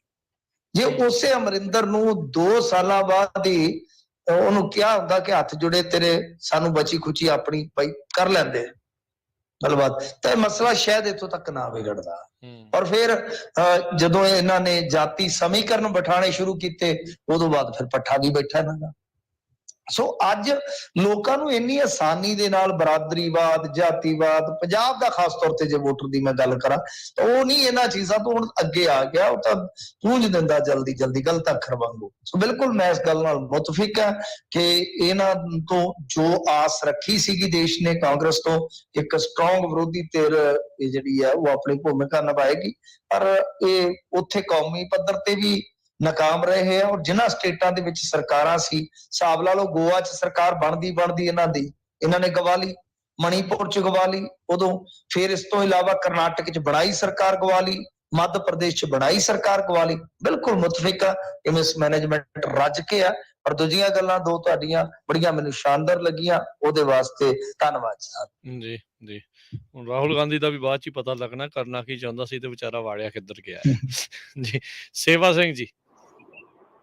ਹਾਂਜੀ ਮਿੰਟੂ ਜੀ, ਸਤਿ ਸ੍ਰੀ ਅਕਾਲ ਜੀ ਭਾਈ। ਸਤਿ ਸ੍ਰੀ ਅਕਾਲ ਤੁਹਾਨੂੰ। ਸਤਿ ਸ਼੍ਰੀ ਅਕਾਲ ਜੀ। ਸਤਿ ਸ਼੍ਰੀ ਅਕਾਲ ਸਰ। ਸਤਿ ਸ਼੍ਰੀ ਅਕਾਲ ਜੀ। ਮਿੰਟੂ ਸਾਹਿਬ, ਜਦੋਂ ਨਾ ਪਾਰਲੀ ਆਪਣੇ ਅਸੈਂਬਲੀ, ਪੰਜਾਬ ਅਸੈਂਬਲੀ ਕੋ ਮਤਾ ਪਾਸ ਕਰਕੇ ਗਵਰਨਰ ਨੂੰ ਦਿੰਦੀ ਆ, ਸੈਂਟਰ ਨੂੰ ਭੇਜਣਾ ਹੁੰਦਾ ਹੈਗਾ, ਤੇ ਉਹ ਆਪਣੇ ਕੋਲ ਹੀ ਰੱਖ ਲੈਂਦਾ ਕਿ ਉਹਦੇ ਤੇ ਕੋਈ ਕਾਨੂੰਨ ਲਾਗੂ ਨਹੀਂ ਹੁੰਦਾ। ਦੂਜਾ ਮੇਰਾ ਸਵਾਲ ਹੈਗਾ ਵੀ ਰਾਜਸਥਾਨ ਨੂੰ ਪਾਣੀ ਥੋੜ੍ਹਾ ਅਸੀਂ ਦੇਣਾ ਹੈਗਾ, ਉਹਦਾ ਪਾਣੀ ਅਸੀਂ ਮੁਫਤ 'ਚ ਦਿੰਦੇ ਆ, ਹਰਿਆਣੇ ਨੂੰ ਦੇਣਾ ਦੇ ਦਿਓ ਉਹਦਾ ਪਾਣੀ, ਰਾਜਸਥਾਨ ਦਾ ਰੋਕ ਲਓ। ਹਾਂਜੀ, ਦੇਖੋ ਪਾਣੀ ਜਿਹੜਾ ਆ ਸਰ ਰੋਕਣਾ ਤਾਂ ਹੁਣ ਕਿ ਬੜਾ ਮੁਸ਼ਕਲ ਹੈ, ਇਹਨਾਂ ਵਾਸਤੇ ਨਹੀਂ ਹੋਏਗਾ। ਘੱਟੋ ਘੱਟ ਜੋ ਬਣਦਾ ਮੁੱਲ ਹੈ ਉਹ ਹੀ ਲੈ ਲਈਏ ਨਾ। 1 ਮਿੰਟ ਦਾ ਜਿੰਨਾ ਵੀ ਬਣਦਾ ਹੈ ਵੀ ਇੰਨਾ ਪਾਣੀ ਸਾਡਾ ਜਾ ਰਿਹਾ ਹੈ, 1800 ਲੀਟਰ ਹੈ ਜਾਂ ਕਿ ਜਿੰਨਾ ਵੀ, ਹੁਣ ਮੈਨੂੰ ਪਤਾ ਨਹੀਂ ਐਗਜ਼ੈਕਟ, ਮੈਂ ਸਾਰੇ ਫਿਗਰ ਕੱਢੂੰਗਾ, ਹੈਗੇ ਵੀ ਆ ਮੇਰੇ ਖਿਆਲ ਦੇ ਨਾਲ ਲੈਪਟਾਪ 'ਚ ਪਏ ਵੀ ਹੋਣਗੇ। ਤਾਂ ਕਹਿਣ ਦਾ ਮਤਲਬ ਇਹ ਆ ਕਿ ਜੋ ਤੁਸੀਂ ਪਾਣੀ ਦੇ ਰਹੇ ਹੋ ਉਹਦੇ ਬਦਲੇ ਜੋ ਤੁਹਾਡਾ ਹੱਕ ਬਣਦਾ ਹੈ ਉਹ ਤਾਂ ਕਮ ਸੇ ਕਮ ਮੰਗੋ ਨਾ। ਦੇਸ਼ ਨੂੰ ਦੱਸੋ ਕਿ ਯਾਰ ਰਾਜਸਥਾਨ ਸਾਡੇ ਤੋਂ ਧੱਕੇ ਨਾਲ ਉਈਓ ਹੀ 1956 ਦਾ ਪਾਣੀ ਲਈ ਜਾਂਦਾ, ਸਾਡਾ ਕੋਈ ਹਿਸਾਬ ਕਿਤਾਬ ਕਰਵਾ ਦਿਓ ਯਾਰ। ਤਾਂ ਇਹ ਗੱਲ ਤਾਂ ਕੀਤੀ ਜਾ ਸਕਦੀ ਆ ਨਾ, ਇਹਦੇ ਵਿੱਚ ਕੋਈ ਡਰਨ ਵਾਲੀ ਗੱਲ ਤਾਂ ਹੈ ਨਹੀਂ ਗੀ। ਸੋ ਨਹੀਂ ਕਰਦੇ, ਪਤਾ ਨਹੀਂ ਕਿਉਂ ਇਹ ਕਾਣੇ ਨੇ ਸਾਰੇ, ਜਾਂ ਮੋਦੀ ਹੋਰਾਂ ਤੋਂ ਡਰਦੇ ਆ ਕਿ ਚੁੱਕ ਕੇ ਸਾਨੂੰ ਅੰਦਰ ਮਾਰਨਗੇ। ਬਾਕੀ ਜਿਹੜੀ ਗੱਲ ਰਾਜਪਾਲ ਦੀ ਰਹੀ ਆ, ਦੇਖੋ ਰਾਜਪਾਲ ਦੇ ਕੁਝ ਅਧਿਕਾਰ ਇਸ ਤਰ੍ਹਾਂ ਦੇ ਆ ਸਰ, ਉਹਦੇ ਤੇ ਨਾ ਕਈ ਚੀਜ਼ਾਂ ਜਿੱਦਾਂ ਮਤਲਬ ਕਿ ਹੁਣ ਜਿਵੇਂ ਤੁਸੀਂ ਗੱਲ ਕੀਤੀ ਹੈ ਬਿਲਕੁਲ ਇਹ ਰੱਖ ਲੈਂਦੇ ਆ, ਤਾਂ ਉਹ ਚੀਜ਼ ਜੇ ਕਹੀਏ ਕਾਨੂੰਨ ਤਾਂ ਕੋਈ ਲਾਗੂ ਨਹੀਂ ਹੁੰਦਾ, ਇਹਨਾਂ ਦੇ ਅਧਿਕਾਰ ਖੇਤਰ 'ਚ ਹੁੰਦੇ ਆ ਕੁਝ ਮਸਲੇ, ਭੇਜਿਆ ਨਾ ਭੇਜਿਆ ਉਹ ਇਹਨਾਂ ਦਾ ਵਿਵੇਕ ਹੁੰਦਾ। ਕੁਝ ਇਸ ਤਰ੍ਹਾਂ ਦੇ ਅਧਿਕਾਰ ਨੇ ਜਿਹੜੇ ਇਹਨਾਂ ਦੇ ਵਿਵੇਕ ਤੇ ਛੱਡੇ ਗਏ ਨੇ ਕਿ ਰਾਜਪਾਲ ਉੱਥੇ ਵਿਵੇਕ ਆਪਣਾ ਇਸਤੇਮਾਲ ਕਰ ਸਕਦਾ। ਹੁਣ ਮੈਨੂੰ ਐਗਜ਼ੈਕਟ ਪਤਾ ਨਹੀਂ ਹੈ ਕਿ ਇਸ ਮਾਮਲੇ ਵਿੱਚ ਵੀ ਅਧਿਕਾਰ ਜਿਹੜਾ ਉਹ ਵਿਵੇਕ ਤੇ ਛੱਡਿਆ ਗਿਆ ਜਾਂ ਨਹੀਂ, ਤਾਂ ਮੈਨੂੰ ਲੱਗਦਾ ਕਿ ਇਸ ਤਰ੍ਹਾਂ ਇਹਨਾਂ ਦੇ ਵਿਵੇਕ ਤੇ ਹੋਏਗਾ। ਕੋਈ ਟਾਈਮ ਬਾਉਂਡ ਹੁੰਦਾ ਤਾਂ ਫਿਰ ਆਪਾਂ ਅੱਜ ਤੱਕ ਜ਼ਰੂਰ ਸੁਣਿਆ ਹੁੰਦਾ ਕਿ ਨਹੀਂ ਯਾਰ ਇਹ ਇਸ ਤਰ੍ਹਾਂ ਹੁੰਦਾ ਹੈ। ਮੇਰੇ ਖਿਆਲ ਦਾ ਤਾਂ ਇਹੀ ਹੈ ਕਿ ਵਿਵੇਕ ਹੀ ਹੈ ਇਹਨਾਂ ਦਾ ਜਿੱਥੇ ਕੰਮ ਕਰਦਾ, ਪਰ ਇਹਦਾ ਹੋਣਾ ਨਹੀਂ ਚਾਹੀਦਾ। ਜਿੱਥੋਂ ਤੱਕ ਰਾਜਸਥਾਨ ਦੇ ਪਾਣੀ ਦੀ ਗੱਲ ਆ, ਬਿਲਕੁਲ ਗੱਲ ਤੁਹਾਡੀ ਸਹੀ ਆ, ਮੈਂ ਉਸ ਗੱਲ ਦੇ ਨਾਲ ਸਹਿਮਤ ਹਾਂ ਕਿ ਰਾਜਸਥਾਨ ਹਿਸਾਬ ਲਾ ਲਓ 1956 ਤੋਂ ਲੈ ਕੇ ਕਿੰਨਾ ਪਾਣੀ ਲੈ ਗਿਆ, ਕਿੰਨਾ ਪਾਣੀ 8 MFA ਪਾਣੀ ਜਾਂਦਾ ਉਹਨਾਂ ਨੂੰ, ਹਿਸਾਬ ਲਾ ਲਓ ਜਿੰਨਾ ਆਪਣੇ ਕੋਲ ਟੋਟਲ ਪਾਣੀ ਆ 8 MFA ਤੱਕ ਤਕਰੀਬਨ 17 ਹੈ, 17 ਦੇ ਵਿੱਚੋਂ 50% ਤਕਰੀਬਨ ਉਹ ਲੈ ਜਾਂਦੇ ਨੇ ਸਿੱਧਾ ਹੀ। ਤਾਂ ਉਹ 1 ਮਿੰਟ ਦੇ ਵਿੱਚ ਕਿੰਨਾ ਪਾਣੀ ਜਾਂਦਾ ਹੋਊਗਾ, ਕਿੰਨੀ ਕੀਮਤ ਦਾ ਜਾਂਦਾ ਹੋਏਗਾ, ਆਪ ਹੀ ਅੰਦਾਜ਼ਾ ਲਾ ਲਓ। ਸੋ ਇਸ ਪੱਖ ਤੋਂ ਤਾਂ ਪੰਜਾਬ ਜਿਹੜਾ ਆ ਉਹ ਕਹਿ ਲਈਏ ਕਿ ਸਾਰੇ ਧੋਣੇ ਧੋ ਸਕਦਾ ਜੇ ਇਕੱਲੇ ਪੈਸਾ ਹੀ ਮਿਲ ਜਾਵੇ, ਉਹਦਾ ਕੀਮਤ ਰਾਇਲਟੀ ਵਗੈਰਾ ਜਿਹੜੀ ਉਹ ਮਿਲ ਜਾਵੇ। ਜੀ, ਸੋ ਸਾਡੇ ਕੈਲੀਫੋਰਨੀਆ 'ਚ 12 ਦਿਨ ਮਿਲਦੇ ਆ ਜੀ ਗਵਰਨਰ ਨੂੰ। ਜੇ ਕੋਈ ਬਿੱਲ ਅਸੈਂਬਲੀ ਪਾਸ ਕਰਕੇ ਘੱਲਦੀ ਆ, 12 ਦਿਨਾਂ ਦੇ ਵਿੱਚ ਉਹ ਸਾਈਨ ਕਰੇ ਜਾਂ ਵੀਟੋ ਕਰੇ, ਇਹ ਉਹਦੇ ਕੋਲ ਅਖਤਿਆਰ ਹੁੰਦਾ। ਸੋ ਆਈ ਥਿੰਕ ਇਦਾਂ ਦਾ ਕੁਛ ਨਾ ਕੁਛ ਇਹਨਾਂ ਨੂੰ ਜਿਹੜਾ ਉਹ ਚਾਹੀਦਾ, ਵੱਖ-ਵੱਖ ਸੂਬਿਆਂ 'ਚ ਬਿਲਕੁਲ ਮੈਂ ਤੇ ਰਾਜਪਾਲ ਵਾਲਾ ਜਿਹੜਾ ਉਹਦਾ ਮੈਂ ਤੇ ਇਹਨੂੰ ਮਿਟਾਉਣ ਦੇ ਹੱਕ 'ਚ ਆ। ਮੈਂ ਸਿੱਧੀ ਤੁਹਾਨੂੰ ਗੱਲ ਦੱਸਾਂ, ਮੈਂ ਤਾਂ ਹੈ ਹੀ ਨਹੀਂ ਇਹਦੇ ਹੱਕ 'ਚ। ਇਹ ਅੰਗਰੇਜ਼ਾਂ ਨੇ ਲਿਆਂਦਾ ਸੀ ਕਨਸੈਪਟ, ਜਦੋਂ ਅਸੈਂਬਲੀਆਂ ਬਣਾਉਣੀਆਂ ਪਈਆਂ ਇਹਨਾਂ ਨੂੰ ਤਾਂ ਉਹਦੇ ਉੱਤੇ ਬਿਠਾ ਦਿੱਤੇ ਰਾਜਪਾਲ ਕਿ ਕੋਈ ਐਸਾ ਵੈਸਾ ਕੰਮ ਨਾ ਕਰ ਦੇਣਾ। ਹੁਣ ਕੀ ਲੋੜ ਆ, ਕੰਮ ਇਹਨਾਂ ਦਾ ਕੁਛ ਹੈ ਨਹੀਂਗਾ। ਵੇਖਣਾ ਤਾਂ ਇਹ ਹੁੰਦਾ ਕਿ ਕੋਈ ਸੰਵਿਧਾਨਕ ਕਨਫਲਿਕਟ ਨਾ ਹੋਵੇ, ਸੈਸ਼ਨ ਬੁਲਾਉਣ ਦੀ ਇਜਾਜ਼ਤ ਦੇਣੀ ਹੈ, ਉਹ ਰਾਸ਼ਟਰਪਤੀ ਹੈਗਾ, ਰਾਸ਼ਟਰਪਤੀ ਦਾ ਦਫ਼ਤਰ ਹੈ ਜਿਹੜਾ ਉਹ ਹੀ ਕਰ ਸਕਦਾ। ਕਿੱਡੀ ਕੁ ਗੱਲ ਆ, ਉਪ ਰਾਸ਼ਟਰਪਤੀ ਹੈ ਸਾਡੇ ਕੋਲ। ਹੁਣ ਕੇਂਦਰ ਨੇ ਸੋ ਆਪਣੇ ਜੇ ਜੋ ਗਵਰਨਰ ਬਣਾਉਣੇ ਆ ਲਾਉਣਾ ਵੀ ਕੋਈ ਪੈਨਲ ਪੂਨਲ ਬਣਾ ਲਓ, ਇਹ ਤਾਂ ਕੇਂਦਰ ਸਰਕਾਰ ਤੇ ਗਵਰਨਰ ਅਪਾਇੰਟ ਕਰ ਦਿੰਦੀ ਹੈ, ਤੇ ਕੇਂਦਰ ਸਰਕਾਰ ਦੇ ਖਿਲਾਫ ਹੀ ਮਤਾ ਹੋਣਾ, ਉੱਥੇ ਕੀ ਹੋਣਾ ਹੈ? ਜੇ ਉਹ ਗਾਂ ਪ੍ਰੈਜ਼ੀਡੈਂਟ ਕੋਲ ਵੀ ਚੱਲ ਜਾਏਗਾ ਤੇ ਉਹਦਾ ਫਾਇਦਾ ਕੀ? ਮਤੇ ਦਾ ਕੋਈ ਫਾਇਦਾ ਨਹੀਂ ਹੁੰਦਾ ਜੀ। ਮਤਾ ਇੱਕ ਤਰ੍ਹਾਂ ਨਾਲ ਤੁਹਾਡੀ ਮੰਗ ਹੈ, ਉਹ ਤੁਹਾਡੀ ਮੰਗ ਹੈ, ਉਹ ਚਾਹੇ ਗਵਰਨਰ ਕੋਲ ਪਈ ਹੈ ਚਾਹੇ ਰਾਸ਼ਟਰਪਤੀ ਕੋਲ ਪਈ ਹੈ, ਉਹਦਾ ਫਾਇਦਾ ਕੀ ਹੈ ਮੈਨੂੰ ਦੱਸੋ। ਜੀ ਜੀ ਜੀ। ਸੋ ਤੁਸੀਂ ਦੇਖੋ ਵੀ ਇਸ ਹਿਸਾਬ ਦੇ ਨਾਲ ਕੰਮ ਜਿਹੜਾ ਉਹ ਚੱਲ ਰਿਹਾ। ਬਾਕੀ ਕੇਂਦਰ ਨੇ ਉਹੀ ਗੱਲ ਵੀ ਨਜ਼ਰ ਰੱਖਣੀ ਆ ਵੀ ਕੋਈ ਮਤਾ ਸਾਡੇ ਤੱਕ ਅਸੀਂ ਪਹੁੰਚਣ ਨਹੀਂ ਦੇਣਾ। ਗਵਰਨਰ ਦਾ ਬੰਨ ਜਿਹੜਾ ਉਹਨਾਂ ਨੇ ਪੱਕਾ ਹੀ ਲਾਇਆ ਆ, ਵਿਵੇਕ ਉਹਦੇ ਵਿੱਚ ਉਹਨਾਂ ਨੇ ਛੱਡਿਆ ਆ। ਵਿਕਾਸ ਉੱਥੇ ਚੱਲਦਾ, ਵਿਵੇਕ ਇੱਥੇ ਇਹਨਾਂ ਨੇ ਰੱਖਿਆ ਆ। ਤੇ ਚਲੋ ਜੀ, ਧੰਨਵਾਦ ਮਿੰਟੂ ਜੀ, ਮਿਲਦੇ ਹਾਂ ਜੀ ਫਿਰ ਕੱਲ ਨੂੰ। ਸਤਿ ਸ਼੍ਰੀ ਅਕਾਲ। ਸ਼ੁਕਰੀਆ ਜੀ ਸਾਰਿਆਂ ਨੂੰ, ਸਤਿ ਸ਼੍ਰੀ ਅਕਾਲ। ਸਤਿ ਸ਼੍ਰੀ ਅਕਾਲ ਜੀ। ਸੋ ਇੱਥੇ ਪ੍ਰੋਗਰਾਮ ਦੀ ਸਮਾਪਤੀ ਆ। ਮੇਰੇ ਰਾਜਕਰਨਵੀਰ ਸਿੰਘ ਵੱਲੋਂ ਵੀ ਤੁਹਾਨੂੰ ਸਭ ਨੂੰ ਪਿਆਰ ਭਰੀ ਸਤਿ ਸ਼੍ਰੀ ਅਕਾਲ। ਸੁਣਦੇ ਰਹੋ ਜੀ ਪੰਜਾਬੀ ਰੇਡੀਓ USA।